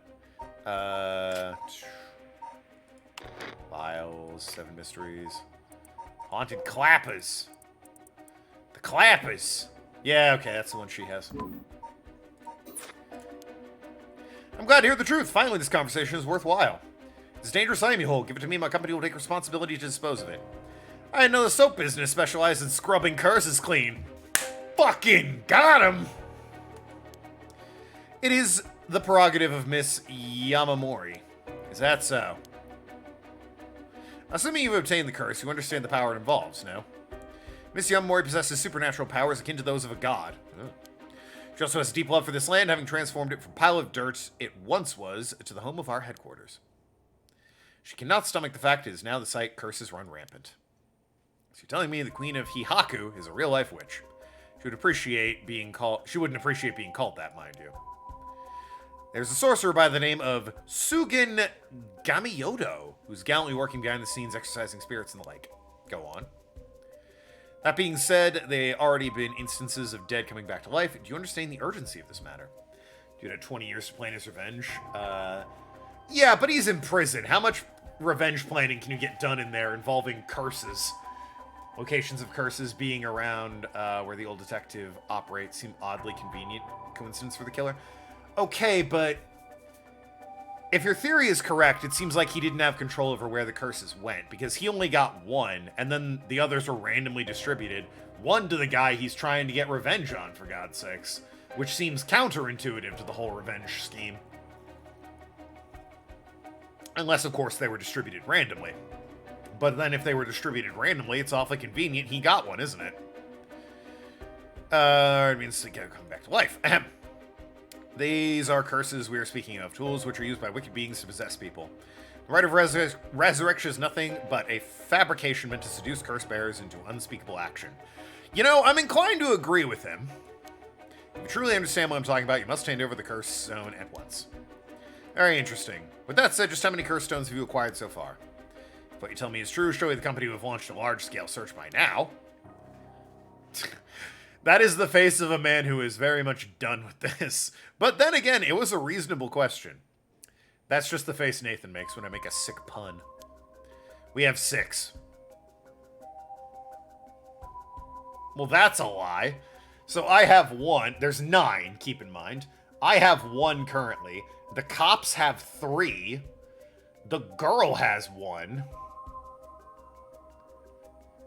So they have at most 4. They do not have 6. 6? Whew! I can rest easy then. I thought it was a risk being cursed. Seems we're on the same page. If that is the case, you should hand over your stone immediately. Sorry to disappoint you, it's not actually in my possession. Considering its importance, I've been keeping it hidden. Really now. Then I'll accompany you while you retrieve it. Sorry, I got something important to attend to. I promise I'll return with it later. Very well. Then you won't refuse to provide your address and telephone number, I presume. How prudent of you. I'll oblige.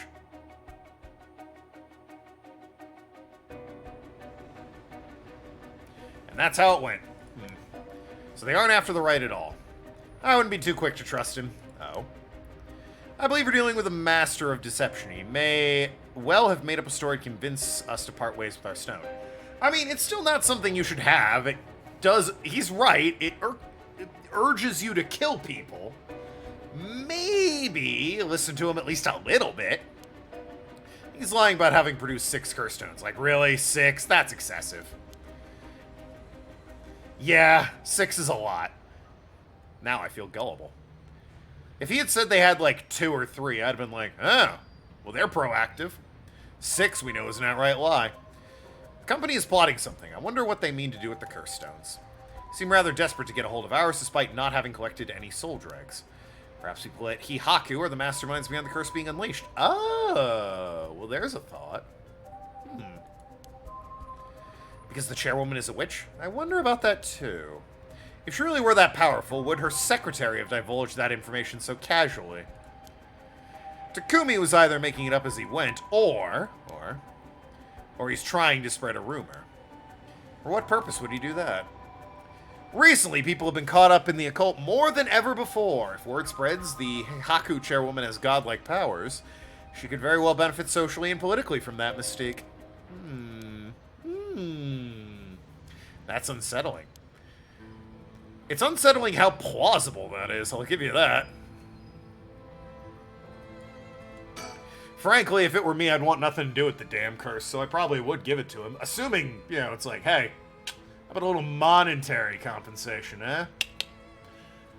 You're a highly successful soap company.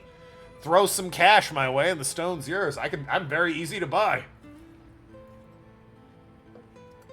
He had a lot of time to research the curses, assuming he had access to the information to research them. And could have had some degree of control in getting his own curse or some such. Possibly, I suppose. It's just a theory could be wildly off the mark. For now, I'm just pondering out a couple of suspiciously convenient coincidences that fell into the killer's lap. Yeah, it does seem a little too convenient that the serial killer got to be one of the people with a curse. Specifically one that can kill a bunch of people. He also clearly has been watching our cop friend, because he knew to call him at a payphone, of all things. There's one more thing of interest I heard while in the company's reception lobby. And what was that? People were discussing whether one of the bodies found this morning was that of a Hihaku employee. Really? As long as officials haven't revealed the identity, it amounts to no more than speculation, though. Despite that, I have reason to believe Hihaku Soaps is deeply involved in the 7 mysteries. At the very least, I can assure you I've gathered that much. The more you know, the better our negotiations will go. Okay. We should avoid Hihaku for the time being. It was a pain to have to deal with Takumi again. Fair enough. Well, then I'm on my way, aren't I? Let's check the park. The park! There's someone back there. In the very back right. Someone looming? That could just be like a silhouette, but it looks like someone wearing a jacket? I think it's a sprite with detail and all that. We're here. This is Midorichio Park. Ayame Tono lives around here. She's gone. She's gone. I just looked back. Bitch is gone. There was a woman right here. She's gone. There was absolutely a woman right there. I read the text, looked back, gone. Cool. She wasn't in her apartment when I dropped by this morning. I wonder if it's worth checking again. There was a woman right there. I'm just saying.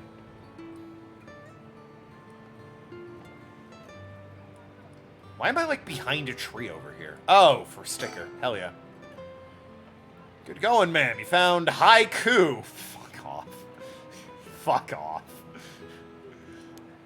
Haiku. Look at him. There he is. Haiku. Aren't we fucking hilarious? Oh, maybe it was just a silhouette, because now there's this kid. And like, up, up, up, up, up, up, up, up. I don't know if they fade in and out. Okay, they do. I guess she just faded out. That's on me, then. Looked like a girl in a school uniform disappeared in a blink of an eye. Yeah, yeah. She looked a bit more detailed than the kid, though. I don't know if she was meant to be there and then vanish or what. Anyway, this place is connected with the story of the Taiko of Tsugaru. Not only that, the home was in this area. Might be why Ayame chose to live here.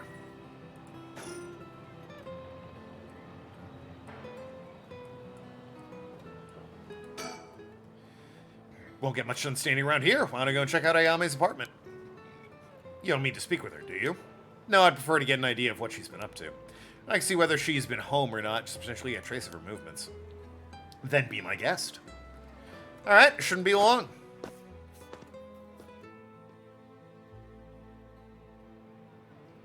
I'm back. So, nothing? Afraid so, she hasn't returned. However, I noticed a few people seem to be related to the police force keeping watch in the area. Don't know if they got their eyes on her apartment, but they do appear to be watching the building it's in. Interesting. Got a sharp eye to have noticed them despite being so covert. What can I say? It's part of the job. However, it meant I had to refrain from knocking on her door or looking through her windows. Wasn't able to check if her electric meter or mailbox either, unfortunately. You're planning to go that far? Man's good at what he does. It's always heartwarming to see children playing in the park. They seem to like kids, perhaps because they're on the same wavelength. That said, the girl doesn't appear to be showing back up. The kid showed back up at some point. We won't make much progress sticking around here. Alright, so time to move. To the high school! Speaking of school children.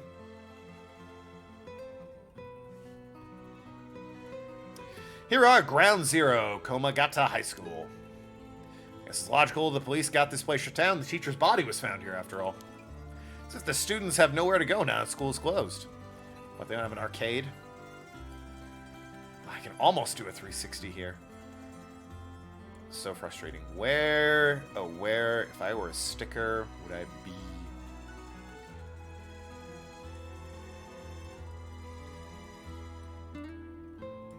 Oh man, I can't.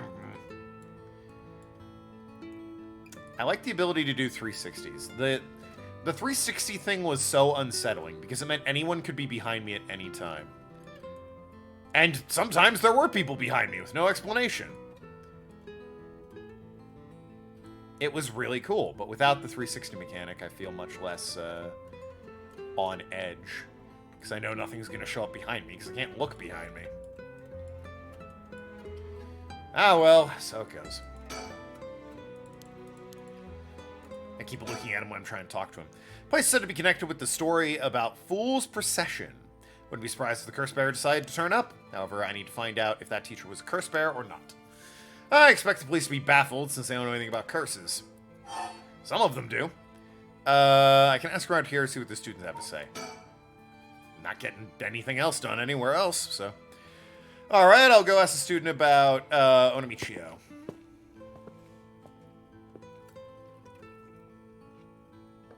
I'm back. Turns out me talking to children is kind of suspicious when there's a bunch of cops around.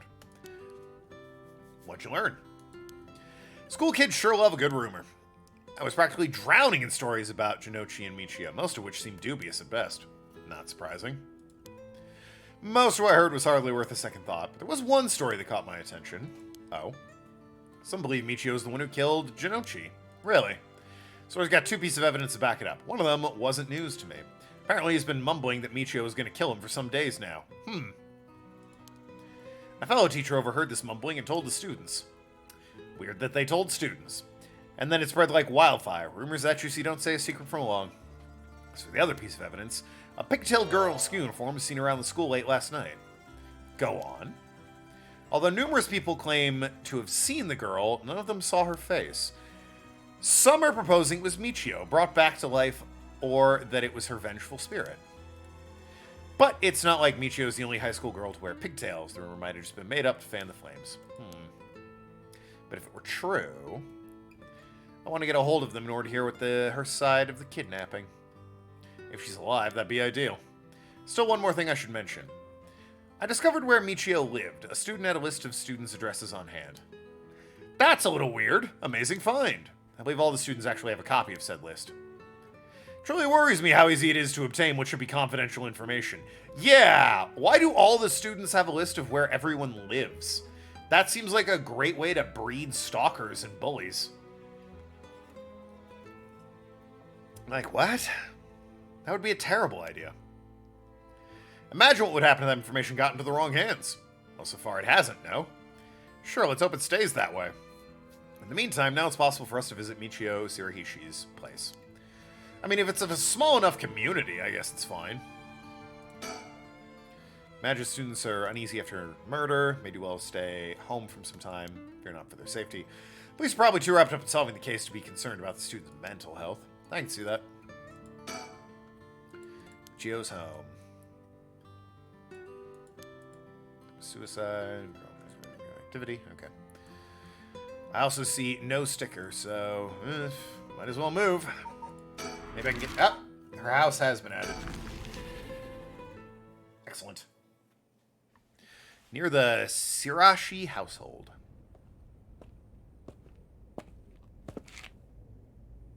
How'd it go? Went to visit the family home. However, no one seemed to be there. I got no answer at the door, and all the lights were out. Seemed to have been empty for a while. There's a stack of newspapers out front. Seems like prime sticker location. I'm incorrect. I see not a single sticker. It's been quieter over here. Residential area, after all. All the rundown houses really scream working class, don't they? Alright, judgy. Social connections run deep in working class areas like this place, so I decided to talk to the locals. Met a few nice old ladies who were kind enough to give me the scoop. Turns out Shirashi's reputation really went in the dumps this past year. Is that so? Give you the quick summary. They moved here about 3 years ago. Previous resident was in a better part of town. Michio's father died in a car accident, leaving behind just the two of them. Michio's mom, Toshiko, is now a single mother relocated here. The student list of where other students live? Yeah! That should be confidential. Agreed! Known to select staff members? Yeah, like principals, maybe guidance counselors. That's about it. Disclosed only via court order. I suppose it depends on the situation. Disclosed to whom via court order, but yeah, I mean, if the police need an address, they can go to the school and be like, well, clearly the person's registered here, right? Every student knowing wherever your students are is a recipe for disaster in a number of ways. Agreed. Single mother relocated here. First, she got along with the neighbors, many of which were in similar situations, helping and being helped in turn. So far, so good. What happened? Well, as I said, the reputation began to go downhill about a year ago. A man recognized Toshiko's common-law husband had moved into the household. Ah. She got a new man? Why is that bad for her reputation? Oh, is this a Japanese thing about remarrying? His name was apparently Kankichiro Iwai. Iwai? Neighborhood gossip was something else. Somehow everyone knew his name. So, what of him? He was apparently a vulgar fellow with a criminal record. Oh. Interesting. Court order may be strong wording. It shouldn't be disclosed willy-nilly. True. It should definitely be kept private from prying eyes without good reason. Or, relevant reason, I suppose. He was prone to violent outbursts. Neighbors often heard screams and shouts coming from the home. Neighbors took particular notice of Toshiko's screams, pleading with him not to hit Michio. So they should have helped him get rid of this asshole. That's terrible. That wasn't unsettling enough. Every night the neighbors began to hear eerie chanting. Through this, the Shirashi standing in the neighborhood plummeted rapidly. Sounds like, why didn't they come together to help her and her daughter and get rid of that asshole? Shiko was often seen covered in bruises and wounds. Further, just a broken record. Stopped responding to her neighbors. She would just turn the other way when she was greeted. They kept their storm shutters closed even during the day, and effectively shut themselves away from the entire community. Sounds horrible. Why didn't the police step in and do something? Under current laws, police aren't allowed to get involved with domestic disputes. Those sound like bad laws. That's awful. And Michio reportedly killed herself. Things only got worse when Aiwa and Toshiko were admitted to the hospital with Aiwa, and Toshiko was admitted to the hospital for physical and mental abuse. Ever since, Aiwa hasn't returned home. Many locals express sympathy for Michio's circumstances, but just may are fed up with the Hiroshi's entirety and seemed relieved things finally quieted down again. It seems they were still considered outsiders even after 3 years of living here. I don't understand it. Why would Toshiko have gotten involved with such a brutish good-for-nothing in the first place? Heard many stories about one's partner personality doing a complete turn after entering a relationship. You're all sweet and kind, and then you're dating, and suddenly he's a complete dickhead. Yeah, that's been known to happen. After her first husband's death, Toshiko's financial situation took a turn for the worse. She determined to send her daughter to a good high school. It's possible she fell victim to sweet promises. Life can be tough, I suppose. You don't seem moved by the story, man. That's fine. People have all kinds of stories. Grim. Collect all the information on persons of interest. Oh, shit. This is... Well, there he is. What a fucking looker, huh? Well, I got the achievement for getting every person of interest, so here we go. Dead, first protagonist. The girl he was hanging out with. Me, currently. My son. The detective. The police detective. His lieutenant. The dead cop's fiance. The schoolgirl. The schoolgirl with supernatural powers. The dead schoolgirl. The rebellious schoolgirl. The dead teacher who's a perv. The janitor who might be a perv. Did I miss someone? Yeah, the dead cop. Dead cop's fiance. There you go. Right. Janitor who might be evil. They might be just trying to make us think he's evil. The history teacher who wants to be famous and hates teaching, but found out about these curses in the first place. Dickhead. Dickhead. Don't know about her. She's suspicious as hell. She was trying to, like... This guy had a curse, and she was gonna fucking steal it from him. Don't know what her deal is, though. She's weird. Spooky secretary man. Maybe the school is a curse. I mean, the school is the location of one of the curses. The woman who runs the company, he's a secretary to. The serial killer, who looked like that 20 years ago and doesn't look like that now. The narrator.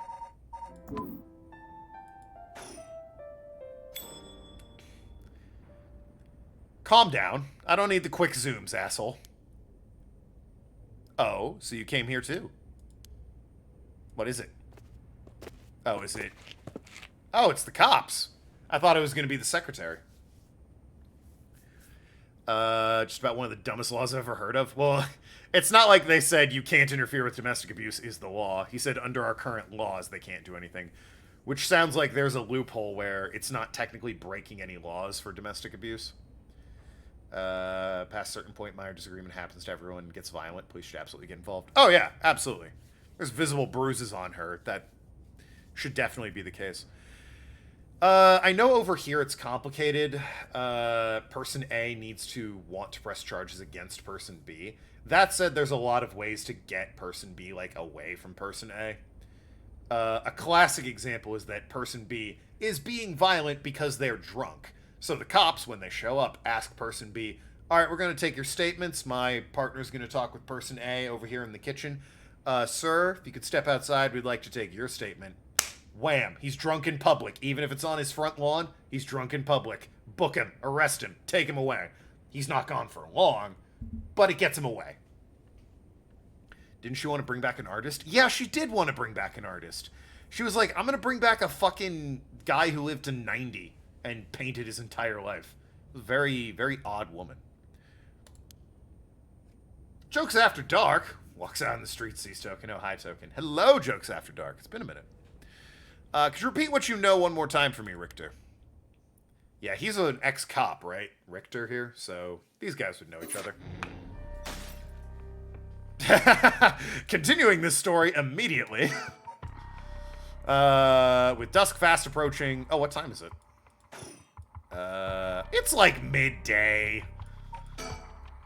We have no time to waste. With that in mind, Tsumi and Ario direct their investigation towards Komagata High High School and Shirashi residence. Sushi?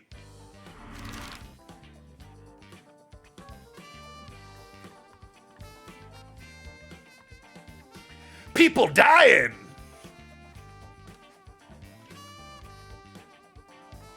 Girl was abused!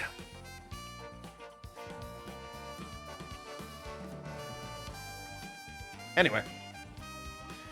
This song just gets me every time. It's good, I like it, it's just tonal whiplash. We're in the park, that's where we end up. Let's check the high school first.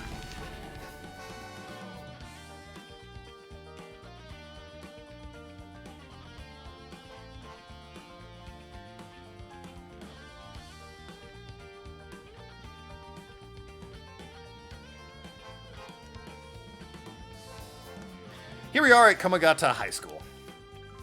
Classes are spent for the day, so students are just kind of wandering around aimlessly. Go to an arcade! What's wrong with you? Go to a library. Go somewhere. This ain't sushi. I was wondering why you thought it'd be sushi. Think they were all getting sushi together? No stickers. God damn you. I want stickers!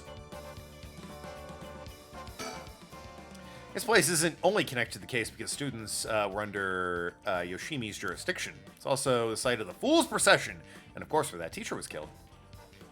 Seems like a place to find some clues, don't you think?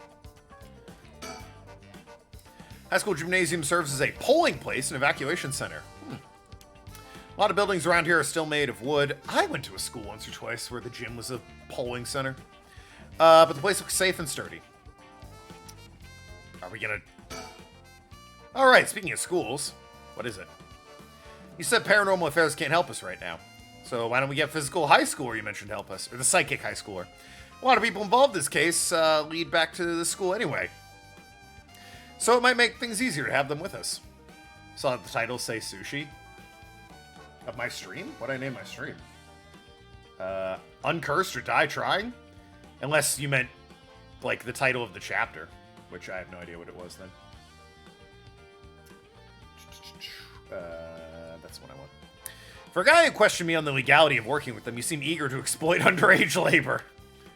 Well, who's saying anything about exploiting them? I just want to give our young experts the opportunity to shine. Tell of the chapter. I missed what it was. It does not tell me here. Oh. When did you become such a smooth talker? Anyway, I'm afraid I don't know where they are. Oh, I see. I wonder if there's anyone who could help us out in the area. Oh. Well, it's all silhouettes, so, no one's helping us here. News of the dead teacher has attracted a fair share of rubberneckers. The atmosphere is kind of tense with this many cops around.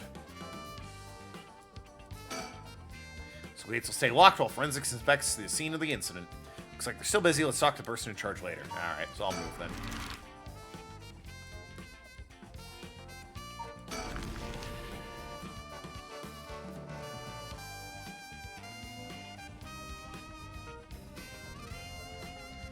Was expecting this type of music. No, this music is so jarring.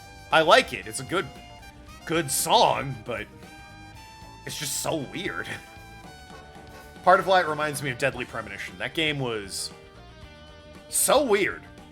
Music cues included. He'd like walk in on a murder scene and like a smooth guitar would be playing, and it's like, what? This is not appropriate. What are we doing?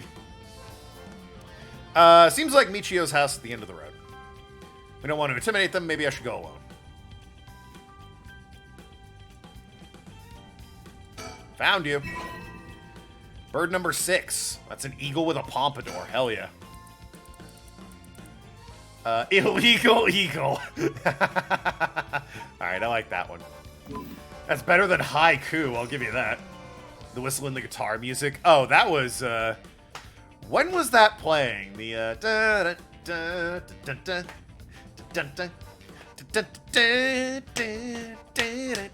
that would play like during exposition. Classic game. That's one I wouldn't mind playing for the channel, and that's probably the only time I would play it again, because the game is so fuck awful gameplay-wise, I want nothing to do with it. But if I'm playing it for the channel, I don't have a choice. Alright, I'll check out her house. He's checking out the house, I'll just wait till he gets back.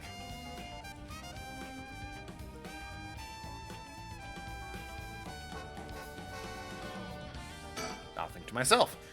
So, Sirashi household. There's a chance Michio didn't actually kill herself. Might be for the best that we didn't find her parents. He's back. You're back. See? I told you. No luck, boss. No one home? Doesn't look like it. I knocked for a while, but no one came to the door. I glanced at the windows, but there's no sign of activity inside either. Saw about 3 newspapers stuffed in the mailbox.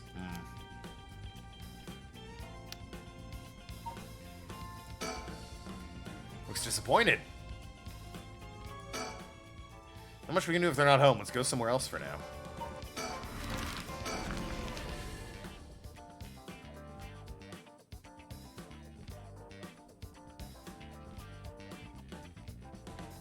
It's really the end of the rope for this one? You're at the high school. Class suspended. Yeah, nothing else. Huh. Okay. Not currently progress any further. Oh, yeah. Never mind then. Fancy sushi. Oh, it was called fancy sushi. I can't do this one. No one else has been added. I guess I have to go here?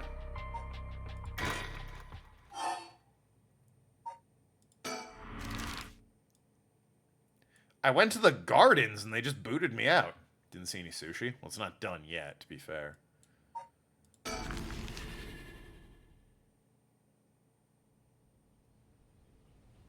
Maybe this is my cue that they should all meet up together at her house. Yeah, I think it is. Because it's doing the same thing where it's just kind of going off at an angle. And so, they decided the next location to investigate. Figure it out, dumbass. Fine.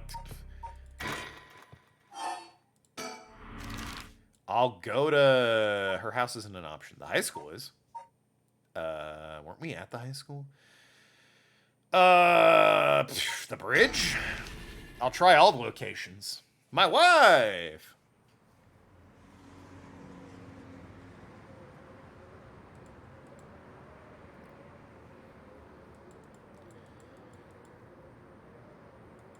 And so, they decided the next location. What, I gotta go to every one?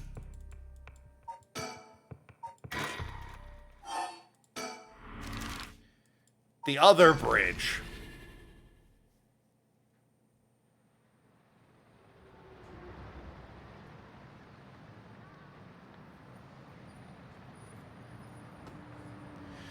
And so...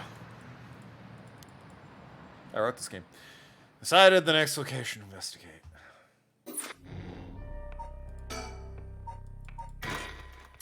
Getting a lot of this, I'm noticing.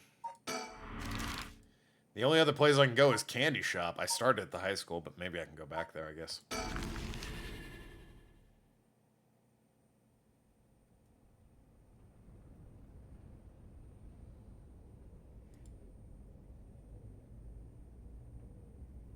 It's doing the angle, but it's not going away from them.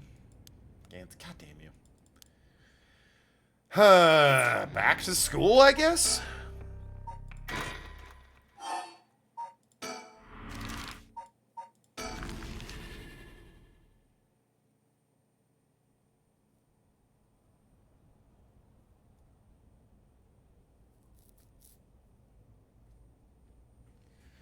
Nothing.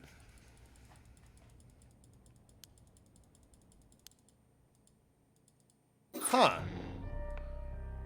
I went everywhere I could with them.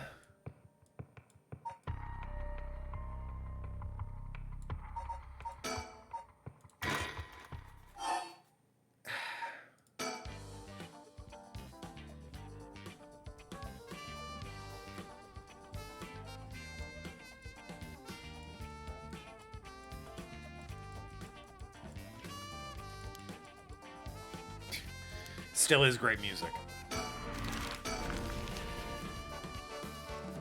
Then he waits, right? Like, he sends him off and then he waits? Unless I'm meant to do something else.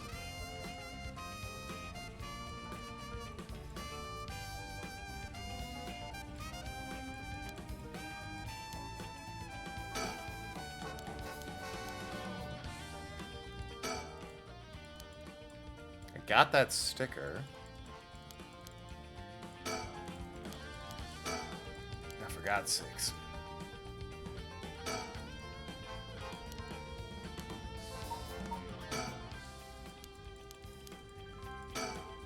Yeah, now he goes. Check out the houses.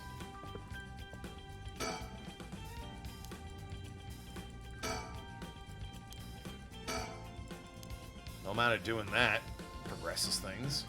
And now he's back.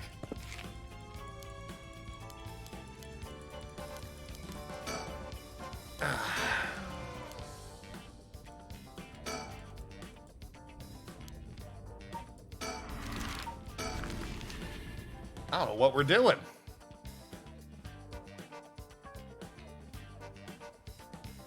Can't select the detective. Everywhere I go with the girls is a dead end. Oh, they're at the school. What the fuck? Oh, did I have to dump them at the school and then have these guys come to the school? Because they are absolutely here now. I think I had to take these two, drop them at the school, and then send the cops to the school.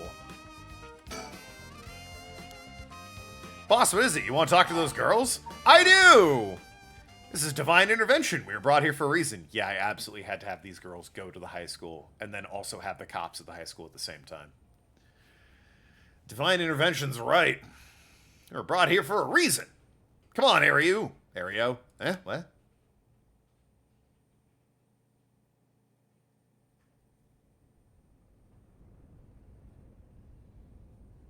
Hey, aren't you... You must be that high school skirting the child labor laws I've heard so much about. Oh, look, that's the way my wife looks at me when I make a pun. Say that again? She never says that when I make a pun, though. Sorry about that. He's with me. Mr. Tsutsumi, if that's how you feel, maybe you should look into improving my working conditions. Ooh, got him. I'd prefer not to work for free, to be honest. Don't worry about that. If it helps us out, you can have whatever you want. Boss's treat. Wait, really? Thanks so much. I've always wanted to go to a fancy sushi place. Ah, fancy sushi. Oh yeah, like one of the places in Ginza. I've never been. Let's go. We got ourselves a deal, right, boss? The girls are at our service. Hold on now. What just happened? I never said I'd sushi. Come on. You're not paying the kid, and she's a fucking psychic. You can treat her to some sushi. Looking forward to it, boss. Wait, since when were you included? Oh, yeah, you're not paying. You're absolutely footing your own bill. I'll treat them. They're kids, and they're helping me out. You're a dick. You're paying for your own. You're drinking water. That's what you're doing. Hope you're hungry, because you're about to chew some ice, boy. You guys are funny. You should do stand-up.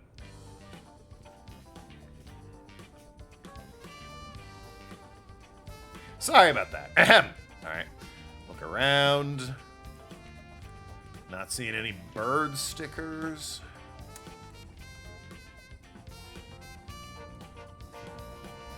None to be had. Okay. Check the scene of crime real quick. What's all that rope about? Indicates where Jinochi's body was found. Rigged. As always. Then they've moved his body, but this way we still have an idea of how it was found. It's a little gross. Yeah, don't they actually not do that? Like, they have photos, crime scene photos for that. They don't do this outline thing. That's like a video game and movie thing. You can even see how his arms and legs are. Ugh. Cool it, Area, or scaring her. This kind of stuff is a little much for a kid. I'm pretty sure she only asked because you were staring at it so intently. Alright, shut up, you. How much have you been able to figure out? Well, I know what happened around midnight last night. Someone invoked the Feast of Shadows, which was the power of curses, then brought forth the 7 mysteries of Honjo. That allows even those who do not have power to cast curses and gather soul dregs for the Ray of Resurrection. At least that's my hypothesis. Sounds about right so far. I want sushi. I don't.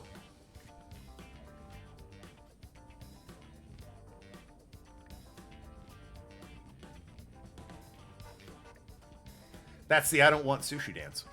As I'm sure you know, there are actually 9 mysteries, not 7.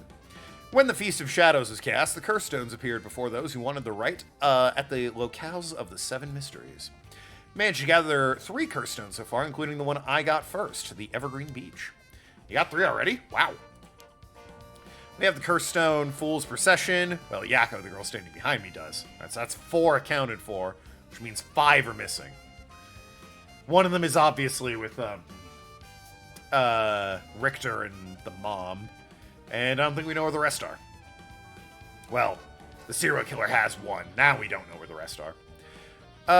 We have That's me, Yakko, the girl standing behind Mio. She does. She all right? We can take it off your hands. The Feast of Shadows has no effect during the day, and there's still something I want to find out. All right, I'll leave the fool's possession with you two then. Not sure that's 100% smart, but the police already trust Mio, so maybe it's fine. Please keep collecting the other curse stones. I'll be a way to stop the Feast of Shadows. Got it. That should make things go more smoothly. What about the other curse bearers? Have you run into any of them? Well, last night at school... You were here last night? Yes, you see. Huh. Two of you were using a spirit board. That's so ungodly lame. So that's when you ran into the Curse Echo. I'm glad you survived the encounter. Somehow we managed to get away without accidentally setting it off. The Curse Echo we saw take a ship of a woman missing an arm and a leg. What? Oh, missing an arm and a leg. That's the reeds, right? The one-sided reed? Yeah. The one-sided reed! This is bad. What's so bad about that one? You idiot! Think. The curse bearer of the one-sided reed is... It's Najima, I believe. Am I an option? Wait. There's only 8. I can't pick myself? Obviously it's the dead man, Shoujo, or the dead man, Jinochi. Or, the kid who had the bath. It's Nejima. Fumichika Nejima! He admitted himself, that's his curse. Oh, that's right! Wait, but if that's the case, Nejima might have been here last night. What? I mean, it's possible he was lying to us, but... What? Who's Nejima? No clue. Serial killer! Daughter's in danger! So's most of the town. Getting sushi. Friends are dead. Alright.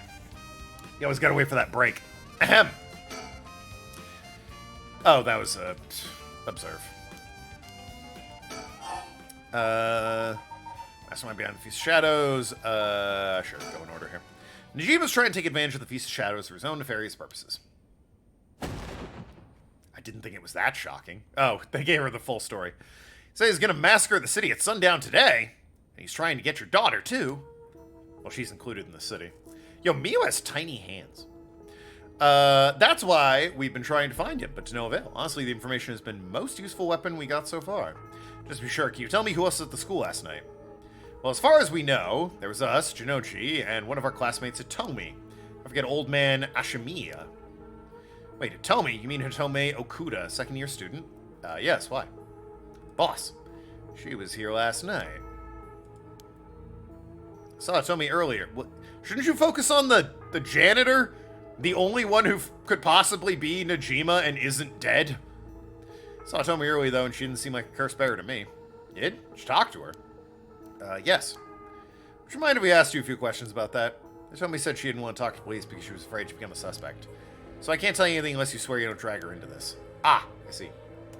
Mio's petite girl stands to reason she has small hands. That's fair. Even next to her fellow high schoolers, she's short. Don't worry, this is about a different matter. A different matter? You mean about that police officer, Mr. Yoshimi? You know about that? Did Hitomi say anything about him? Yeah, she did, actually. You want to elaborate on that, or just checking the scene? No one's on the rooftops watching me. The hell? No one spawned in behind me to be a jerk about things. All right, talk to me. Talking about people who were at school last night. One more person. I'm not clear on the details. There's someone else. Apparently, Tomi saw Jinochi getting cursed and killed last night. What? Talking about some vital information. What she said happened was... Wow, Michio was the one who killed Mr. Jinochi. Are you sure it was really Michio that saw that? Well, that's what she told me. I wasn't there. That must mean there was another curse bearer here last night. Jinochi was killed by a curse, so someone had to be here, whether it was Michio or not. Damn, boss, do you think you really could have been Michio's ghost? I mean, based on what we've heard, she does have plenty of reasons to be vengeful. Calm down. Just because the paranormal exists doesn't mean just anything is possible. It's still possible Najima's behind Jinochi's death. What about Hitomi's story? About the janitor, Ashiyama, was it? How old is he? Do you know how long he's worked here? Why are you so interested in him all of a sudden? Because he's the only person at this point who could possibly be the serial killer. I only just transferred to the school, though, so I have no idea. He's around 50, came to our school a half a year ago. No one knows what he did before. There's all kinds of rumors about him. I see. Thanks. I'm starting to get a better picture of all this. Listen up. It's not uncommon for war room prisoners to find work under aliases after their release. Notoriety attached to the former name can get in the way of popular or proper rehabilitation, you see. Why are you... No way! Ario, have the officers apprehend the janitor. He works the night shift, so he might still be in an overnight room. Yes, sir, right away. Is that a thing in Japan? Because Labyrinth of White Day also had, like, a night room for its janitors, and it's like... Why? Why is there an overnight? Just go home. Clean the damn place and go home. Don't spend the night in the school. Well, spend it there cleaning, but then don't take a nap in the school. Go home. Maybe the idea is that, like, they don't want to travel at night, I guess, or, like, maybe like the trains and the buses don't work anymore, run anymore that late, so they just like, it'd be dangerous to walk or ride my bike this late at night, so it makes more sense just to sleep here. Maybe it's something like that, I don't know. Apparently the room's been empty all morning. Sounds like they've been looking to question Ashimiya too, but couldn't find him anywhere. No. This all but confirms it. Just one more thing to check. Are there any photos of this Ashima? The old man hated getting his picture taken, always avoided it. Sometimes janitor will act as security guard. Usually the students are required to help clean the school. Yeah, that's also weird to me. Fuck that. Like, if I made a mess and you're holding me back to clean the mess, yeah, sure, fine. I'm not gonna clean the classroom of some other students that made a mess. Fuck that noise. Unless I'm getting paid, I'm not cleaning that fucking school. Absolutely not. But, you know, then I'd be a terrible student in Japan, so... I was a terrible student in America. Call an urgent search of Makoto Ashimiya. We can't let him get away. Yes, sir. I'll contact HQ right away. Also, I've always wondered, like, security guard for what? What's in a school? A fucking high school that you need a security guard for? Oh my, I didn't expect all this. Yeah, how could that old man have been some horrible criminal mastermind? I can't believe it. And a curse bearer on top of that. To think he was so close to us this whole time gives me the chills. Like that really shouldn't have been allowed to work at a high school. Boy! Let's hope it isn't already too late. Oh! I may have shown Ashia my curse stone last night. What? It's to prevent pranks or keep students away from teachers' materials. Pranks, I get. That's kind of big in Japanese culture. I guess the young do pranks. Like, that's a very common problem over there, from what I understand. Teachers' materials. That one I don't get so much. Like, lock the classroom door or take your materials home with you? I don't know. I don't like this one bit. Najima did say it was specifically targeting curse bearers, but... I'm glad nothing happened to you. Wait, but then could it have been old man Ashiyama who attacked you in the hallway? I almost told him you were still in the building. What? You did?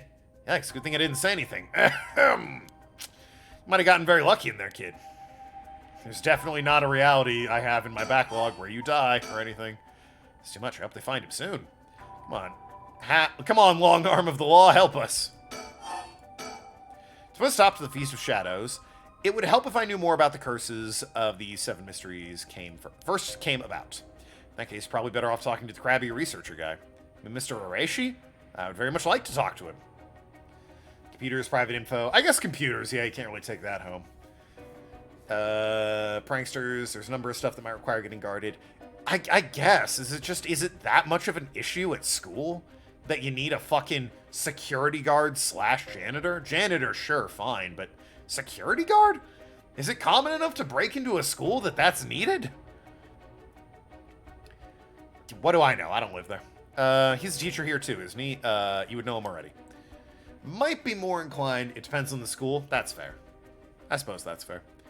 More inclined to talk if it's one of his students doing the asking. Do you know where he is? I do. We tried to talk to him, but he refused to cooperate. You two should give it a try. He's at his usual cafe working on his papers. Cafe. Kurokyo Cafe in Kamizawa. Thanks, whatever they now. Are these actual places in Japan, or are they just making shit up? Like, I haven't heard Shibuya come up once, for example. And I'm like, how do you have a game set in Japan and not mention Shibuya? School rules say we're not allowed to go to cafes. Also a reason I hate Japanese school. What the fuck is that? Fuck off. There should not be a single rule, unless it's like a really expensive private school or a boarding school, I guess.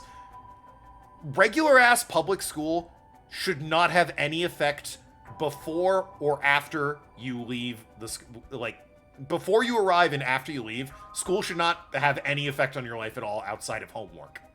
Period. They should not be like, you can't get a job because you're in school. You can't go to a cafe because you're in school. Fuck you. I'm not in school at the moment. I can do what I want with my free time. Heard them mention Ginza earlier, which is a real part of Japan. True. For the fancy sushi.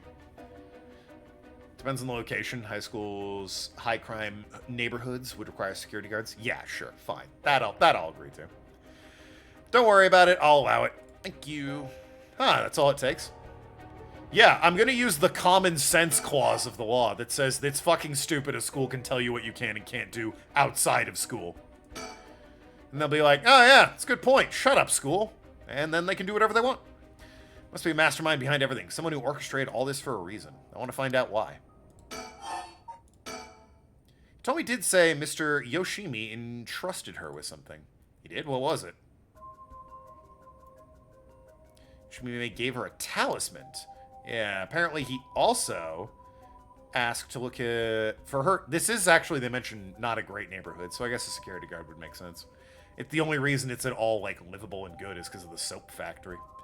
Giving everyone jobs and elevating it to okay status. Apparently he also asked her to look for another one just like it, the one Michio had. What kind of talismans could they be? Doesn't ring a bell. But if Yoshimi was talking about him with his dying breath, it must have been pretty important. They find talisman on Michio when her body was found? I'll check, but if they did, Yoshimi would have had plenty of time to retrieve it before he died. Right. Would you consider giving us Hitomi's contact information? I'd like to talk to her about the talisman. I'm not sure. She never opened up to anyone except Mr. Yoshimi. I'm no good, huh? We're friends, Yoshimi, though.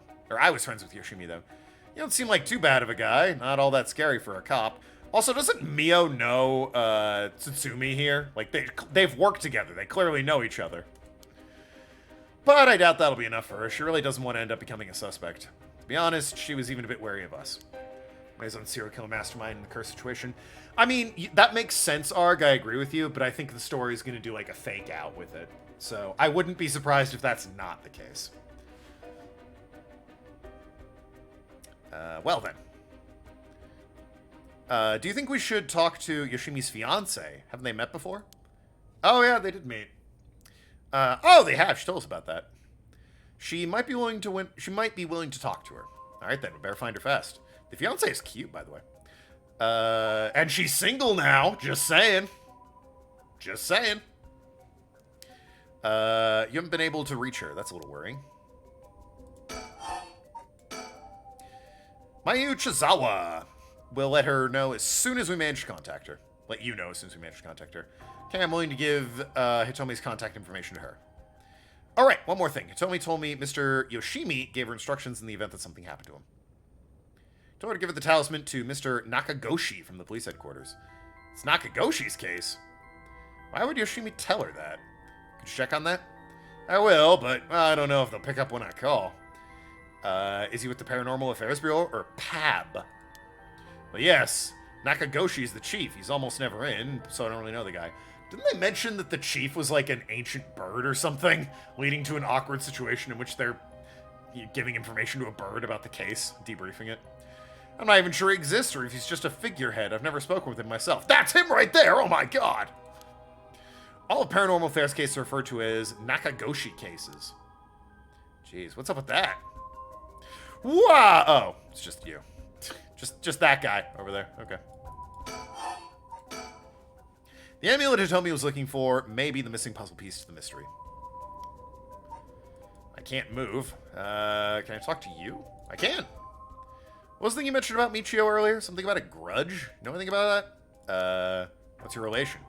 I'm her friend. I was actually planning on to resurrect her at first. Ah, I see. We've gained quite a lot of information from you. It's only fair we share as well. Tell her, Ario. Alright. Keep in mind, this is just a theory, though. Okay. After re-examining the crime scene, Yoshimi concluded Michio's death wasn't a suicide, but a vehicular collision. Wait, what? An accident? The investigation was ordered by Yoshimi, so it seemed he had his doubts about it being a suicide.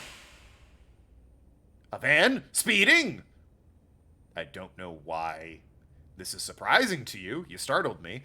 I only really got scared once, and that was when, fucking Richter got all up in my face again. That dude. God. I think he's one of the ones that spooked me last time. Yako, what's wrong? Are you okay? Ah! Ah!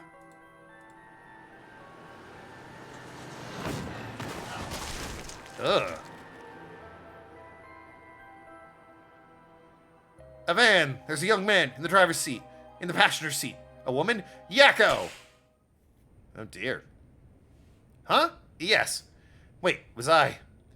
Are you back now? How'd you feel? You're covered in sweat. Yeah, I'm okay, I think. Sorry, I went a little crazy there. It's no problem, as long as you're okay. That was quite the surprise, though. So what the fuck was that about? I told you about the Michio. He didn't give me any specifics if you're wondering. I don't know what was truly on Michio's mind either. Right. You have any idea why Jinochi was so scared of Michio? Well, about that. Not sure exactly how to put this, but... One uncomfortable conversation later. I see. Well, I half expected it was something like that. Thank you for telling me. It's hard to explain. I wonder what he got his hands on to be able to blackmail her like that. Yeah, honestly. Michio, what happened? Okay, well... Okay, I can still... There's a check there, but not there. But okay, I'll chat with you. This is one hell of a coincidence, huh? This random girl you know is already involved in the case. Well, I mean... She's not a random girl I know. I work with her. That's it. Okay.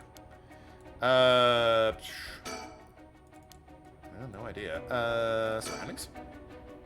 Forensics is still investigating the area. I didn't really want to bring these kids to a place like this, but there were too many onlookers outside just to be comfortably. Besides, it would be good to have Mia look around the scene, too. Scene of the crime! Alright, that's enough. Mia, what do you think? I knew the second I looked at the scene. You're right. Traces of the curse still linger here. Figured as much. Does that mean Jinochi was killed by one of the curses of the 7 mysteries? Yes! Strong curse like that always leaves behind a trace. Well, Mia, you're so calm. Are you used to this kind of thing? I wouldn't say I'm used to it. It just comes with experience, I guess. Well, I've heard some stories about you. Didn't you investigate a gruesome scene where someone had killed by a paranormal attack without even breaking a sweat? Stop it. She's gonna get the wrong idea. Wow, it's amazing. You're a professional. You think? Totally. You're cool in the face of death. That's awesome. When you put it like that, I'm not sure how awesome it is. Hey, boss, forensics is calling. I have to go see what they say. Sure, thanks. All right. Boss, they found this in the ground a short distance from the scene. What is that? A ribbon? Kind used to tie up your hair. I've seen that ribbon before. You have? Go on. That's a ribbon Michio always used to wear. What? Doesn't that mean that Michio was here? Are you sure? Definitely, I have the same one at home. We bought them together. That has to be hers. Yeah, but again, he was killed by your curse, hun, and I'm thinking she possessed you and you killed him and you might have dressed up like her. Did she come back to life somehow? But how? I'm thinking she possessed this girl. Michio did. If it was Michio and I came back to life, where would I go? That's the question. She got her revenge on Jinochi, but she may have more revenge to dish out. Anyone else you have a grudge against? Well, what about the guy who killed her in the collision? If she really did come back to life, it's terribly sad that she's spending her new life at a chance, her new chance at life like this. Being obsessed with revenge is such a tragic way to live. Someone's never played Metal Gear Rising Revengeance. Oh, right. It's like the 80s. Listen, in 30, 40 years, that joke is going to be great. And also play that game. You'll love it. Friend, that's all we can tell you. Don't worry, you were a big help, thank you. We should start our search in Najima, for Najima and Mayu Chizawa. Might be worth check Michio's house as well, just in case. Let's use the school as our base of operations. If anything happens, go to one of the officers hanging around here. Got it. Thank you and good luck. We'll go talk to Mr. Araishi about a way to lift the curse. Alright, boss, let's go whenever you're ready.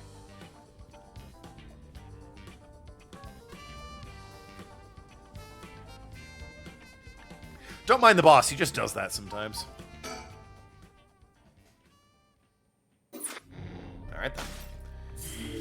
Alright, new stories. The cops, dead or alive. And Seaman. It's definitely Seaman. It's not pronounced any other way. It's Seaman. Or someone's trying to imply that she was there. Given what we know of the teacher, he wasn't exactly an upstanding citizen. True. Michio probably wasn't the only person who wanted to kill the dude. True, but the list of people it could have been are slim. He also died screaming, Michio, please don't kill me, so... You know.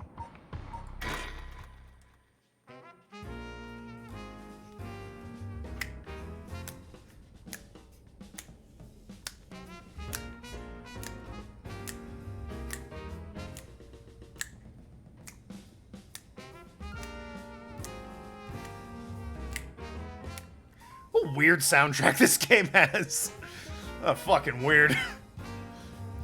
Ma'am, allow me to introduce one of our country's most elite detectives. He was not talking to you. Name's Jun Irio. I'd hardly call myself elite, but either way, it's nice to meet you. Yes, here's the brilliant Chief Inspector, Tsutsumi, and yes, he's just as rough and tumble as he looks. Sometimes I don't know if you're complimenting or putting me down. So you two are detectives. This is my client, Miss Haru Shigima. Father's a big deal in the police himself, so remember to mind your manners. A bigwig named Shigima. Boss, do you know the guy? Shit, I've heard the name, but, you know, I don't keep track of those who are in the upper echelons. There's no need to worry, I'm my own person after all. My father has nothing to do with any of this. Oh, did you hear that, boss? Looks like you gotten off easy again this time. Don't make it sound like I'm involved in shady business. It ain't like that. Both seem rather jovial despite being detectives. How rare. Well, you gotta keep your sense of humor up on the job. That's half the fun. All the police officers I've met have always been so dull. She's talking about her husband. Fucking got him! Well, you won't find any dull cops here. We'll round up all the criminals with a smile. That's our motto. How lovely. Keep it up. Just hold on one second. This is the first time I'm hearing of that. Well, you're right about them not being your typical detectives. Oh, yeah, we're the mom now. Ah, there we go. Damn, there was one here? Lucky. That's Royal Kingpin Guin. Is that so? There you go, Royal Kingpin Guin.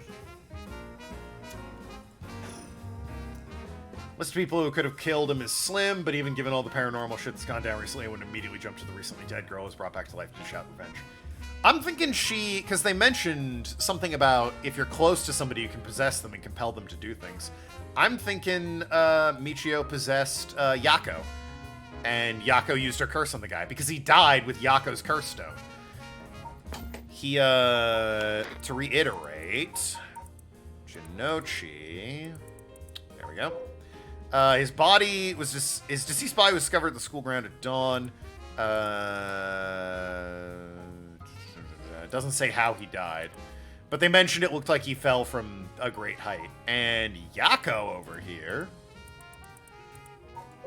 her curse stone. Oh, sorry.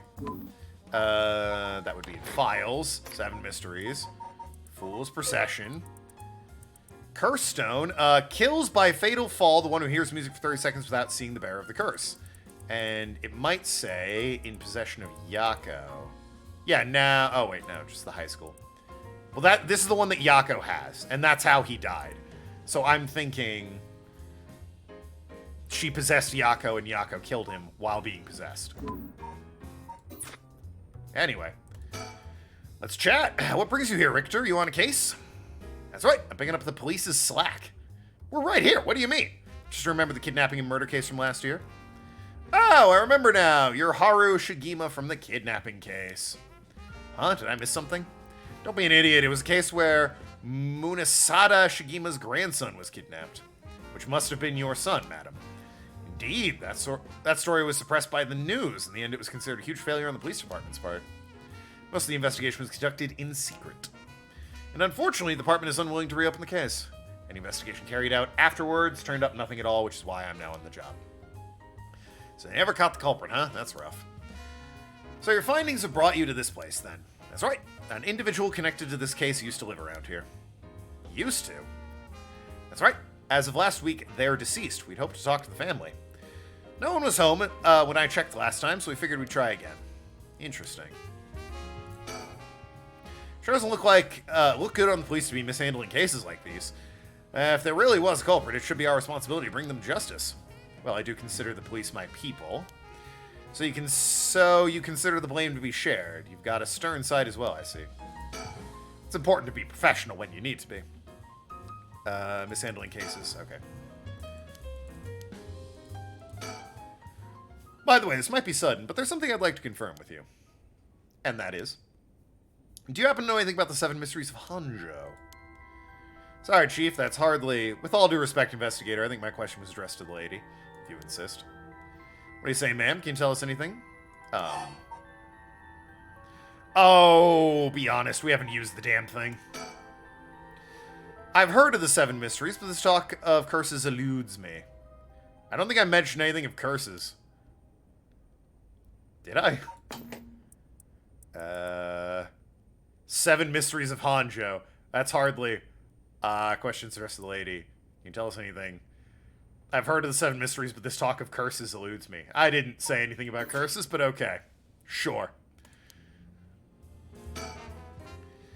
Come to think of it, I heard some things in the area last night. Something about a strange yet conspicuous man dressed in white loitering around. Wait a second. I assume they're talking about you, investigator? Well, I won't argue I'm strange and conspicuously dressed in white. As turns out, I was here last night conducting my investigation. Did you run anything strange or out of the ordinary? Out of the ordinary, huh? I guess I did observe a few suspicious characters. We're asking about curses just now. Why would a public servant be interested in the occult? Boss Richter's a smart man. He can help us if we tell him what we know. I can't promise I'll be of any help to you, but I'm interested in hearing what you have to say. Well, with an offer like that... Something is happening in Hanzhou, isn't it? It must be something big if they've got the head office guys on it. Well, I guess it's alright. Desperate times call for desperate measures. Thank you, boss. Listen closely what we're about to say, Richter. One conversation later. Huh. So by using curses to commit murders, these people are collecting soul dregs to perform the rite of resurrection. And these curse stones are somehow connected to the 7 Mysteries of Hanzhou. It's a tough story to swallow, but I don't see a reason to doubt you either. We figure the strange occurrences happening around here recently are connected to the curses. To get the situation under control, we've been searching for the curse bearers to confiscate their curse stones. Do you have any information that might help us? It's tough. I never expected curses and other mumbo-jumbo to play into all this. But if we're talking shady characters, he's going to direct us to, yup, the secretary of the soap place. There's a middle-aged fellow I saw in South Warigeshu Street. He had an average build, anxious, like he was searching for prey. Boss, what do you think? Considering the location, it could have been Hideki Arashi. Already got his curse stone, though. Impressive. You two are working quick. Did you see anything else? Not that I can remember. That's a shame. I guess he tried to give us the soap guy, but we somehow deflected it. Seeing characters look like they might be carrying curse stone would be a huge help if you let us know. Absolutely, I'll tell you if I find anything. Richter, perhaps you can lend a hand on our case, too. There's a number of people we can't track, and finding missing persons happens to be your specialty. I hate to disappoint, but I'm busy with this case. Faith of my clients is what keeps me afloat. I have to prioritize requests by the order in which they've come in. I see. Well, can't say that's not fair. What do you need a private investigator for anyway? The cops should have plenty of bright folks to throw that job at.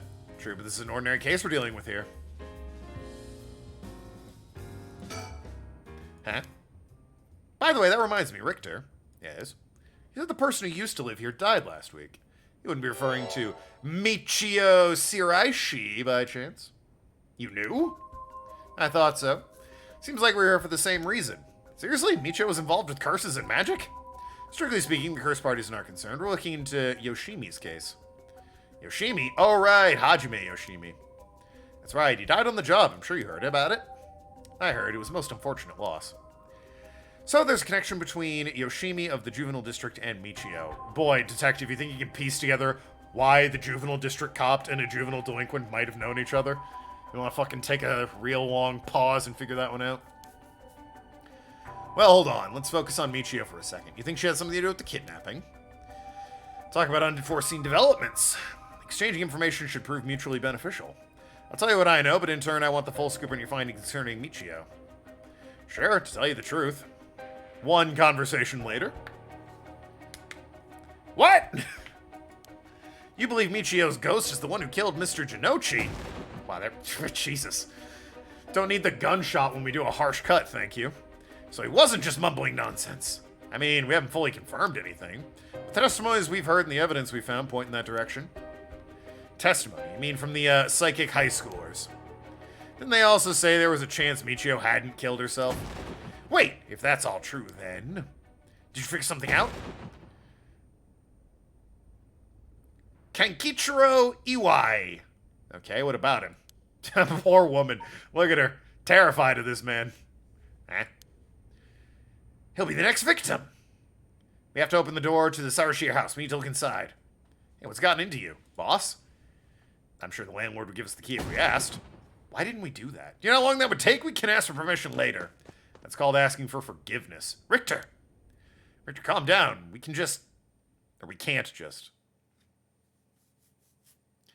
Take that, you shitty door. That's how you do it. All right. Richter, get a hold of yourself. Kick the door in. See, it's still the same as always. Hey, a private guy doesn't need a warrant. He's just, gonna get chewed out for this. Now, the police, they need a warrant. Everyone, come quick. Look at this. Ah, well, shit. That's not good. Ah! Whoa, what's up with this room? There's a dead body in here. Whoa, could that be Michio's dad? Nah, he's her stepdad at best, if that. Not really the issue right now. It's gotta be the body of Kankichiro Iwai. There's no doubt about it, the man's a goner. He's gotten real messed up. Looks like he's been like this for a while. Let's say this happened last night. Did you find Jinochi's body in the same state? Now that you mention it, looks like Kohei Jinochi died from the same number of heavy blows. Huh, so it really does seem like Michio's going around. Maybe she's not possessing her friend, because how would her friend have come here to do this? Maybe she is just a ghost going around using the curse, but then why does her friend have the curse stone? What are you suggesting, investigator? It was Michio Shirahashi. She's alive. Boy, that's a hell of a trick she pulled with her fucking mangled body if she's alive. She used the power of the curse to get back at the men who ruined her life. That's ridiculous. You're suggesting she actually revived? It's gotta be that. And if she's alive, then...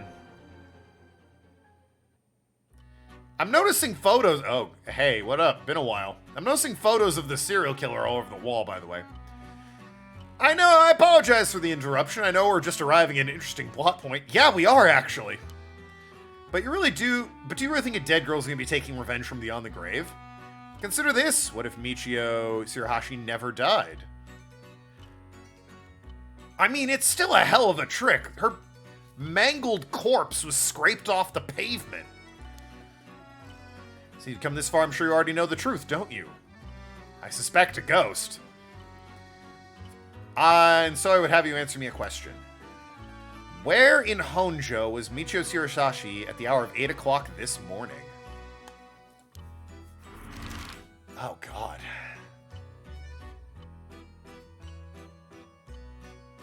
Where was she at 8 this morning? Well, if my theory is correct that she's a ghost possessing her friend, it would have to be at her friend's house, right? At the candy shop. Because that's where Yako met Mio before they went to school, I think, at 8. Her friend was at school for the time being, but short of two people having the same curse is kind of weird. Yeah. The fact that they stopped the game to give me a quiz is also interesting. It's a very cool narrative device. The the narrator who pauses the story to make sure I'm paying attention, or like am smart enough to have figured out some of the plot points by this point. I'm, again, of the opinion that she's possessing someone, specifically her friend Yakko. So I'm going to say the candy shop because that's where Yakko was. I see. Very well. Hey! This guy! Look at me! Although, for all I know, the storyteller says that no matter what I say. You got it in one go. Well, the cause of death was such, was it not? You must have noticed some time ago. Ah, he's calling out the cause of death was the charm that her friend has, and they mentioned the possession. Yeah, okay. I think that confirms I'm right. God. It's a weird way to tell a story, but I like it. You really think Michio Shirahashi's alive? Just think it through and it all becomes obvious. It tracks, but do you really think the girl could have managed all of this? First of all, Irio, go report this to HQ. Understood. I'll get on it right away. All right, now let's look at the crime scene. God, that's so many photos of Najima on the wall there. I recognize the chin rolls anywhere. And, of course, the dead body. Lots of candles. Flowers? I don't know what that's about. A feather. We'll figure it out. I'll start investigating this place. I'm sure it isn't lacking in stuff that needs being looked at. There's a bunch of photos of the same person plastered all over the wall. Yeah, who could it be? Huh? Whoa, now. Hold on. Those photos. Such a dumb picture of him. These are all Fumachika Najima. Gross. Really, come to think of it, he was in the papers a lot back in the day. Oh, there's even more pasted up over here. I'll cut out some newspapers and magazines about the Najima murders. I don't get it. Why the weirdo's shrine? Let's keep looking around. Fuck me. I kept trying to scroll. It wouldn't move, and then I clicked, and that fucking startled me. Of all the things, that startled me. It's off-putting to look at, but I can't help but wonder what the world this is. What, the carpet? Magic runes. Ah, yes. Used in the Western black magic rituals. Most of the time, they're useless imitations, though. I wouldn't get too excited about it. Oh my, who knew the Chief Inspector was such an expert on the occult? I just chanced upon that information. The girl with the spirit sense we mentioned, she's pretty informed on the subject. Someone was attempting to perform a Western black magic in this place. Pretty absurd if you ask me. Of course, the person in question was dead serious about it all. There's just so much to look at. I need like a, Oh, it's not giving me like the, Yeah, it's giving me that when I move the mouse, but it's not letting me look around. Annoying! I want to look down at the body. There's nothing around to confirm his identity. By the looks of him, I'd say he's Kenshiro Iwai. You seen him before?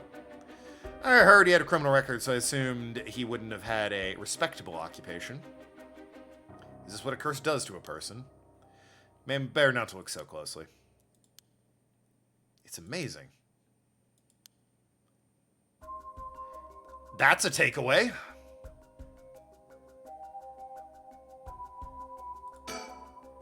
Cruel is what it is. Ah, okay, yeah. Then they...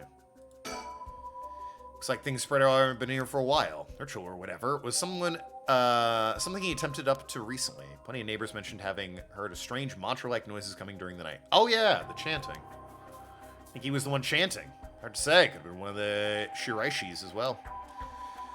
If we look through the books in the back, we might learn whatever it was he was trying to do. The window with the storm shutter closed. No lights getting in here. It's pitch black. Neighbors mentioned they started keeping the house shut like this not long ago. It's the same man in every picture. Is that Fumichika Najima? Wow, this is quite the spectacle. I don't think I'll ever manage to erase it from my mind. Don't worry, Richter, you're quite the spectacle yourself. Do you mean to compare me with the likes of a bizarre criminal? A smooth one, perhaps. Get it? There aren't just cuts from publications. They even snapped a number of shots of their own. Interesting. They must have admired him. Why else would they have collected so many pictures? Whatever the case, it's certain they were obsessed. Look at these pictures. Pictures of food cut from newspapers and magazines. Whoever put these up was obsessed. Wonder what the intent was. I think the Shirashashis are somehow connected to Nejima's case. Perhaps they did it as to not forget a grudge or something. It's crazy to think Nejima might have been involved in all this too. Do you think he might have anything to do with the body here? Maybe. The man's already out on parole. He's a curse bearer with a curse stone now. He announced that sundown he's going to go on a killing spree. Oh dear. There's an emergency search underway as we speak, but no one's yet managed to get a hold of the bastard. He hasn't changed his ways. That doesn't bode well. To tell you the truth, the lady here isn't completely unconnected from the Nejima murders either. You don't say. That's right, we talked about it last night. 20 years ago, I found the hand in Sumida River that brought the incident to light. You don't say. You were the kid from back then. You're really brave. You did a great deed. Were you the detective I spoke with? I had no idea. Wow. Huh. You two have met before. Fancy that. I've been worried Nejima might bear resentment towards you, ma'am. You might be right. Unfortunately, that asshole is quite the resentful type. Oh dear. That asshole. I wonder who put the idea into his head. Now he's got the one-sided read, too. He's threatening to massacre people at Hanzhou at sundown. Seriously? On top of that, he's been itching to get revenge on me as well. Of all things, this man's gone and threatened to kill my daughter. Damn, that's quite the threat. Certainly you can't afford to stay put here. You've now acquired sushi. Oh, I'm so sorry to hear that. Was cooked meat not available? I hate when that happens. The fucker wants to get us all antsy. When I finally get to arresting him, it'll be with a cool head. Not gonna give him the pleasure, huh? Well, if I find if EY and Nejima have anything to do with each other, this room might hold a clue to Nejima's location. Let's hope so. The person who put all these photos up must be obsessed with Nejima. They might have had some relation to Nejima's victims, or perhaps it was the opposite. The opposite? What if it wasn't loathing, but admiration? You think? Asshole go on killing spree tend to be resentful types. I mean, could just be crazy. Maybe not necessarily resentful. But then... What do you say, Chief? Would you want me to look through it if I wore gloves? Well, it's not like I have any help with foreign languages. Go for it. Thank you. Western black magic. Okay, but what's it written in? There's a lot of countries west of Japan. Same runes are written here alongside detailed descriptions of procedures. I'm supposed to call these grimoires. It's a bunch of nonsense if you ask me. If you think the EY guy was studying them, perhaps performed some kind of ritual. A bunch of handwritten notes beside the grimoires. Whoever it was, they were serious about this. Doesn't look like the type to be into this stuff, but you shouldn't judge a book by its cover. Why would he be studying black magic? According to the materials, this here rune is for restoration of youth. Perhaps he was trying to become young again. Seems to be black magic related to resurrection. Each one of the spells requires a human sacrifice. Talk about dangerous. Ugh. Resurrection like the right? I guess no matter what part of the world, people turn to the occult for similar reasons. Yeah, well, it always ends the same, doesn't it?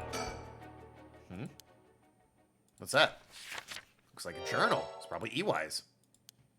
A journal?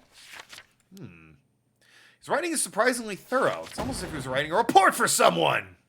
I don't know why we got all in close for that. If I hadn't been reading that out loud, that might have startled me. Oh, wow. Now this is something. What is it? What do you write? It's quite the find. Let me give you the summary. So this Kanchichiro, EY fellow, he'd been searching for a spell to restore youth for years, so he went into black magic from the start. He believed he could learn to successfully perform a spell he could then use to earn a fortune. Ah, to tell you the truth, it seems he was already getting funded after he acquired the grimoire. Let's say, it's starting to sound familiar. Let's find out how he got his hands on this grimoire first. Nejima told him where he could obtain the book when they were both in prison. Why did Nejima know where an ancient grimoire was? What? It's nearly too much of a coincidence. Oh, do we think this guy might have sparked the ritual, and that Nejima's just profiting off it? Speaking of a correlation between being crazy and a serial killer type asshole is minimum to non-existent. Most people who have a mental illness aren't violent. Anything more likely to be victims of violence. True. Statistically speaking, you aren't wrong. However, there are some people that are just fucking crazy. And kill for various reasons. Resentment may be a part of it, but it also might not be a part of it. Likely not coincidence, it seems EY took an interest in Nejima murders after it made the news. He admired him rather passionately. I even say he worshipped the man. Worship? Najima, of all people. At a time when students came itching to rebel, anyone who did something to shake the world was bound to get admirers.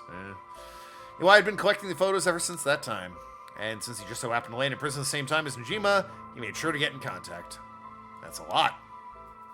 Even having it all laid out like this. The thought of Najima being involved in this grimoire is staggering.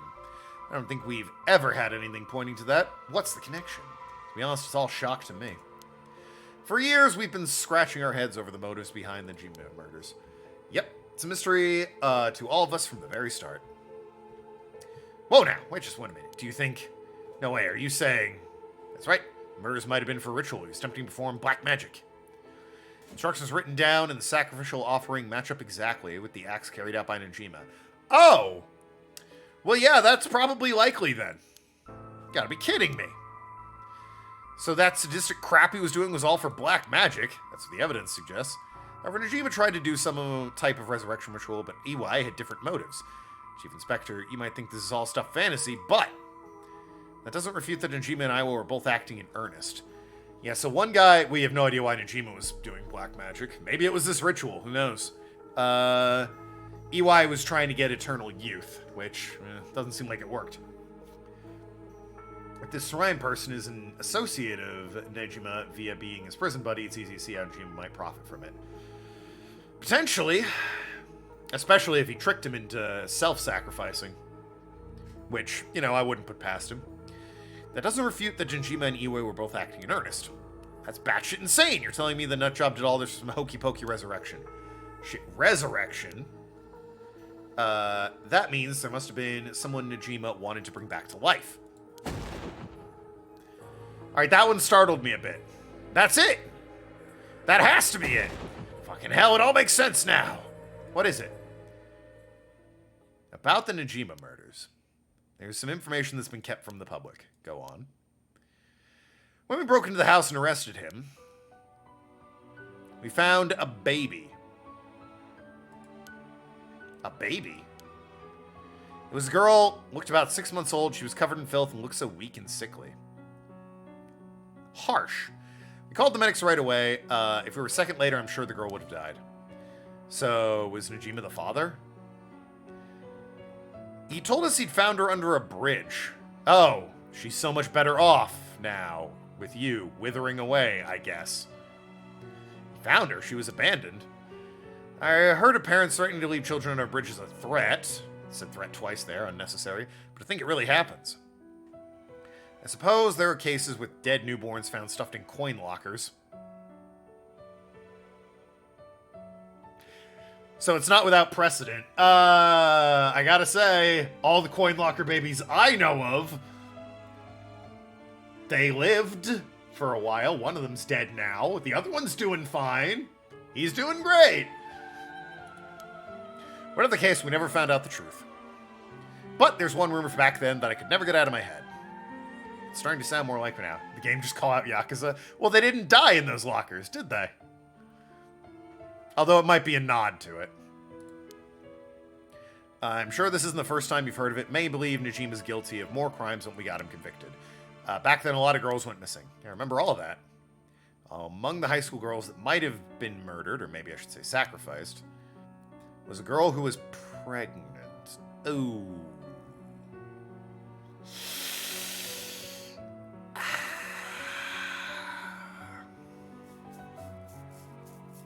Don't like this. Yeah, I'm with you. It's the correct face to be making. Goodness. That's horrific. He killed her and dismembered her body. And we thought maybe the baby we found is what he pulled out from inside of her. Surely why phrase it that way? Surely a DNA test with the girl that went missing's parents could confirm that, though. You don't understand me. This is all speculation on top of speculation here. Although it is, I think, the 80s? DNA testing might not be reliable. I, for one, never believed the man would just take in a baby found under a bridge. I'm feeling sick. Yeah, that's pretty gross. Stay strong, ma'am. I know this is hard to hear. Like I said, don't take that to be the full truth. We're running on speculation back then. This whole resurrection magic has come into play. We should consider the possibility it was his child, and that maybe he was trying to revive whoever the mother might have been. It's just a theory, but my life would be a tad easier if that were true. Yeah, it was entirely unrelated, baby. And, to that pregnant girl he kidnapped. It's an interesting thought. Is there anyone Najima would want to resurrect a deceased wife is as good a guess as any. The fact he obtained a curse stone suggests he has an interest in a rite of resurrection. You're right. Here I was thinking he was only after the curse's power to massacre. Who's the girl that survived? None of them survived. This girl witnessed like a severed hand in the lake. This woman, when she was a kid, witnessed a severed hand in the lake, and she called it into the police, and that led to them arresting Najima.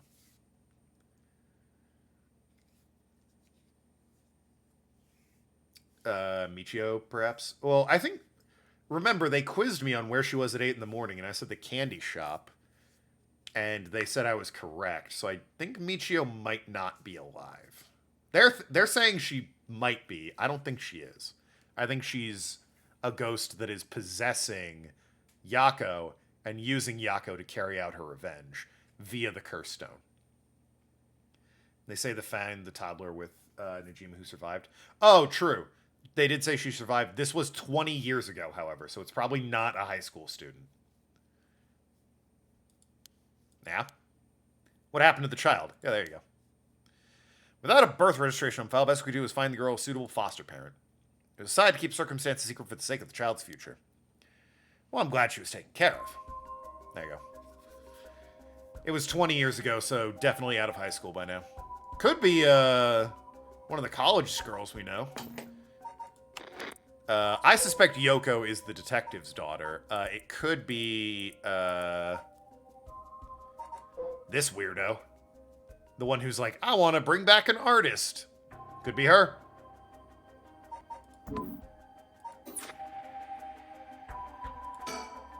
Didn't mean to derail the conversation. There's still more written in Iwai's journal. We know Iwai managed to obtain a grimoire thanks to the advice we got from an idol, Najima, while in prison. Oh, his idol, Najima, while in prison. Okay, sure, that tracks. After conducting research and gathering more information, he determined he had a chance to get rich quick. Right, he thought he could make some money if he could successfully use rejuvenation magic. Correct. Turns out someone gave him the idea. And get this. It was the one and only queen and chairwoman of the soaps herself, Natsue how does this woman tie in? I keep forgetting about the soap company. It's like, how do you connect? Natsue Yamamori. Wait, the chairwoman of Hihaku Soaps? So that's where this leads. Let me read what he wrote. The queen of Hihaku had a strange fear of growing old. Her fear of death is even worse. If she does die, she wishes to be revived. She will spend whatever it takes to preserve her beauty. What I'm thinking it is she had the secretary who's very loyal to her. He was going to gather the curse stones, kill enough people to revive someone, and then when she died, would then revive her. Is what I'm thinking the plan was with the soap company. Magic, rituals, and rites. She'll use whatever means necessary. Her tenacity is unbelievable. Oh, so she was funding this guy while he was trying to find eternal youth? She was apparently investing money into any research on resurrection, restoration of youth, and the like. There you go. So she would even throw money at the occult. The places greed will take you. Well, that brings us to Hideki Arashi. She presumably funded his research into the rite of recession as well. That's what it all points to. I wouldn't be surprised if the witch of Hihaku pronounced the rumors of the rite of resurrection. Starting to sound likely. It might also be why she's spreading the rumor about having godly powers. It's a convenient cover for it to become young again. Indeed. Godly powers, what's all this about? You can ignore that. Either way, I think Iwai took payments he was getting for his research to seduce a family into taking him in and keep a low profile. Shirahashi family, Michio and her mother, were just unlucky marks. And this is where you get involved. Are you feeling steady, ma'am? Huh? Is this something you do with me?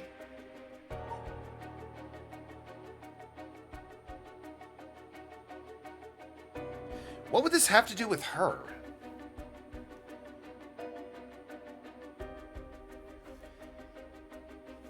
Najima told Iwai about the occult magic. He got the book, Iwai did.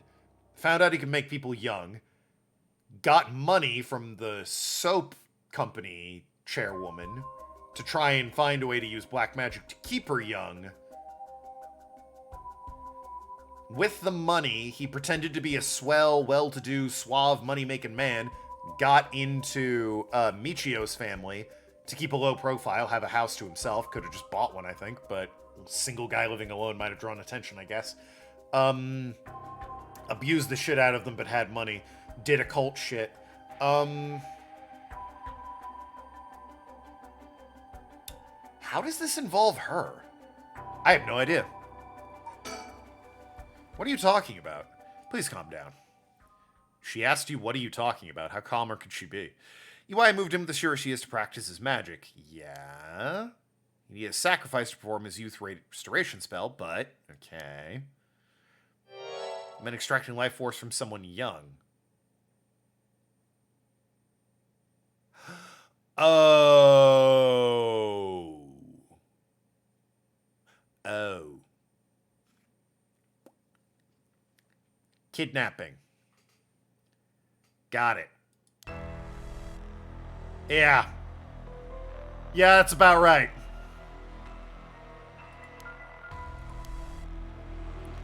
It was Iwai, this man.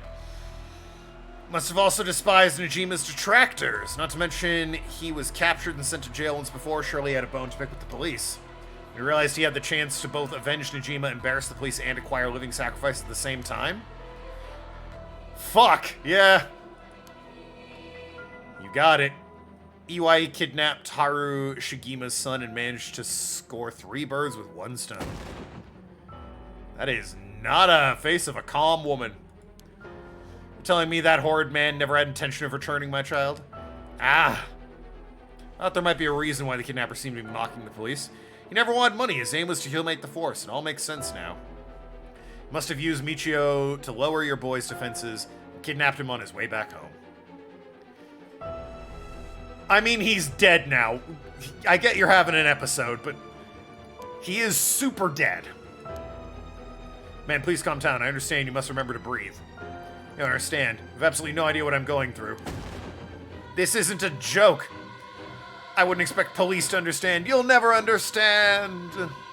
I mean, my daughter's about to be mass extincted by a lunatic, so I might know at least a little bit where you're coming from.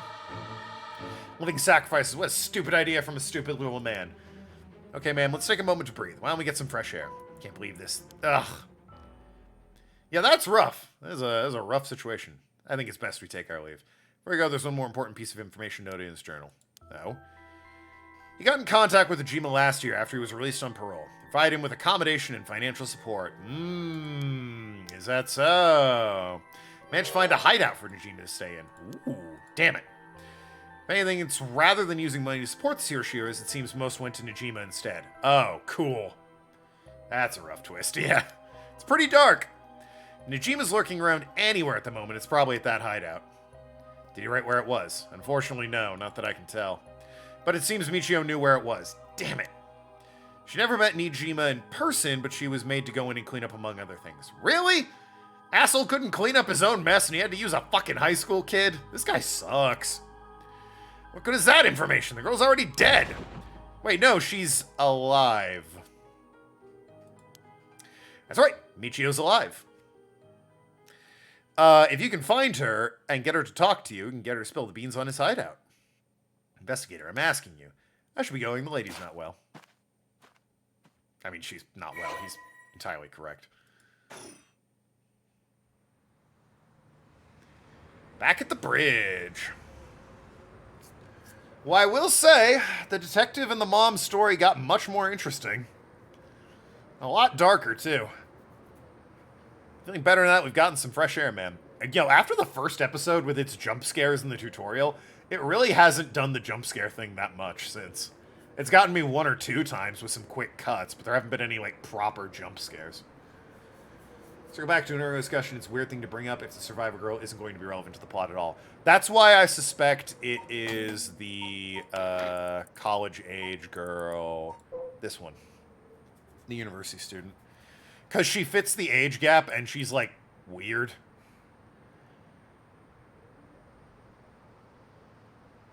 Like, She wants to bring back the artist. She doesn't think much of him as a human being and is growing bored. It's like, what the fuck?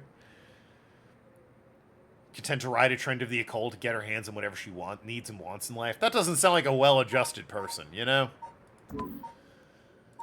So I suspect it's her. We also don't know anything else about her, so she has to come up later, right? Are feeling better now that we've gotten some fresh air. I'm fine. Suddenly finding out who the kidnapper was really made me lose my wits. I managed to solve the kidnapping case by pure luck here. You're right, but Richter, I feel grateful towards Michio. Why? Because she killed the kidnapper? She also is responsible for kidnapping your son, so maybe call that one even. There's that too. But it's for something else. If Michio's the one killing all these people, then she must have acquired quite a sizable amount by now. Oh, you're gonna take her curse stone. Soul dregs, I mean. Hey, Richter. Ooh, this woman is... Whether the kidnapper's dead or alive, she's not doing so hot. Doesn't mean a thing. Revenge won't bring my boy back. I mean, it's true. And if Nejima's planning to cause a massacre to collect soul dregs, then all the better. Is that better? I won't give up on resurrection. Hey, Richter, I think it's time to bail. Like, until now, sure, fine, okay. Might be time to bail. Might be time to get the fuck out of Dodge. So I'm counting on you. Well, that's ominous as all get out. I guess he's still in it. Too much to handle. Or maybe he's not, based on that chapter title. Standing by sounds thrilling. And Seaman. Well, the plot has thickened. We still don't know much about the other curse stones. We don't know... Okay, I'm done for the day after this, but let me review. The Whispering Canal. That's the drowning one. Our boy in the prologue had that. We don't know who has it now. I suspect it's the secretary for the soap company. Or the soap company chairwoman, one or the other. This is held by Yakko. I don't think we know who the Beckoning Light is. It was at the school, though, wasn't it? Because there was a light that was calling to them at one point. The Clappers is the mom. Evergreen Beach is the cop. We don't know who has this one. This is the drum beat. We don't know who has the drum beat. Not even a fucking clue who has the drum beat. Because that curse hasn't even come up at all. Not a fucking clue who could have this one. Foot washing was held by the kid, but he sucks at it, so now it's in the cop's hands. One-sided read, we're pretty sure Nejima has. At least he's claiming he has it. And the ever-burning lantern was disemboweling themselves trapped in darkness. Oh, that was the Adachi or whatever his name is. Kedachi? The historian professor guy. Cop also has this one at this point. Cop's got 3 of them. There's 2 we know nothing about. This one and the Beckoning Light may be in the school, but we don't know anything about this one. Not a fucking clue about that one. The rest of them we at least have inklings. All she went through, it's understandable she's kind of off a rocker. Although Richter, it's about time he bailed. Or have her get professional help. Yeah. Yep. But anyway, that is going to be it for me today. I'll be back tomorrow. Next up is Seaman, followed by more detective and then the cops. You know how it goes. Right. Till then, love you all. Be good people. Don't get caught up in cursed stones. It's just bad news. See what's happening? It's a bad time. Toodle pip.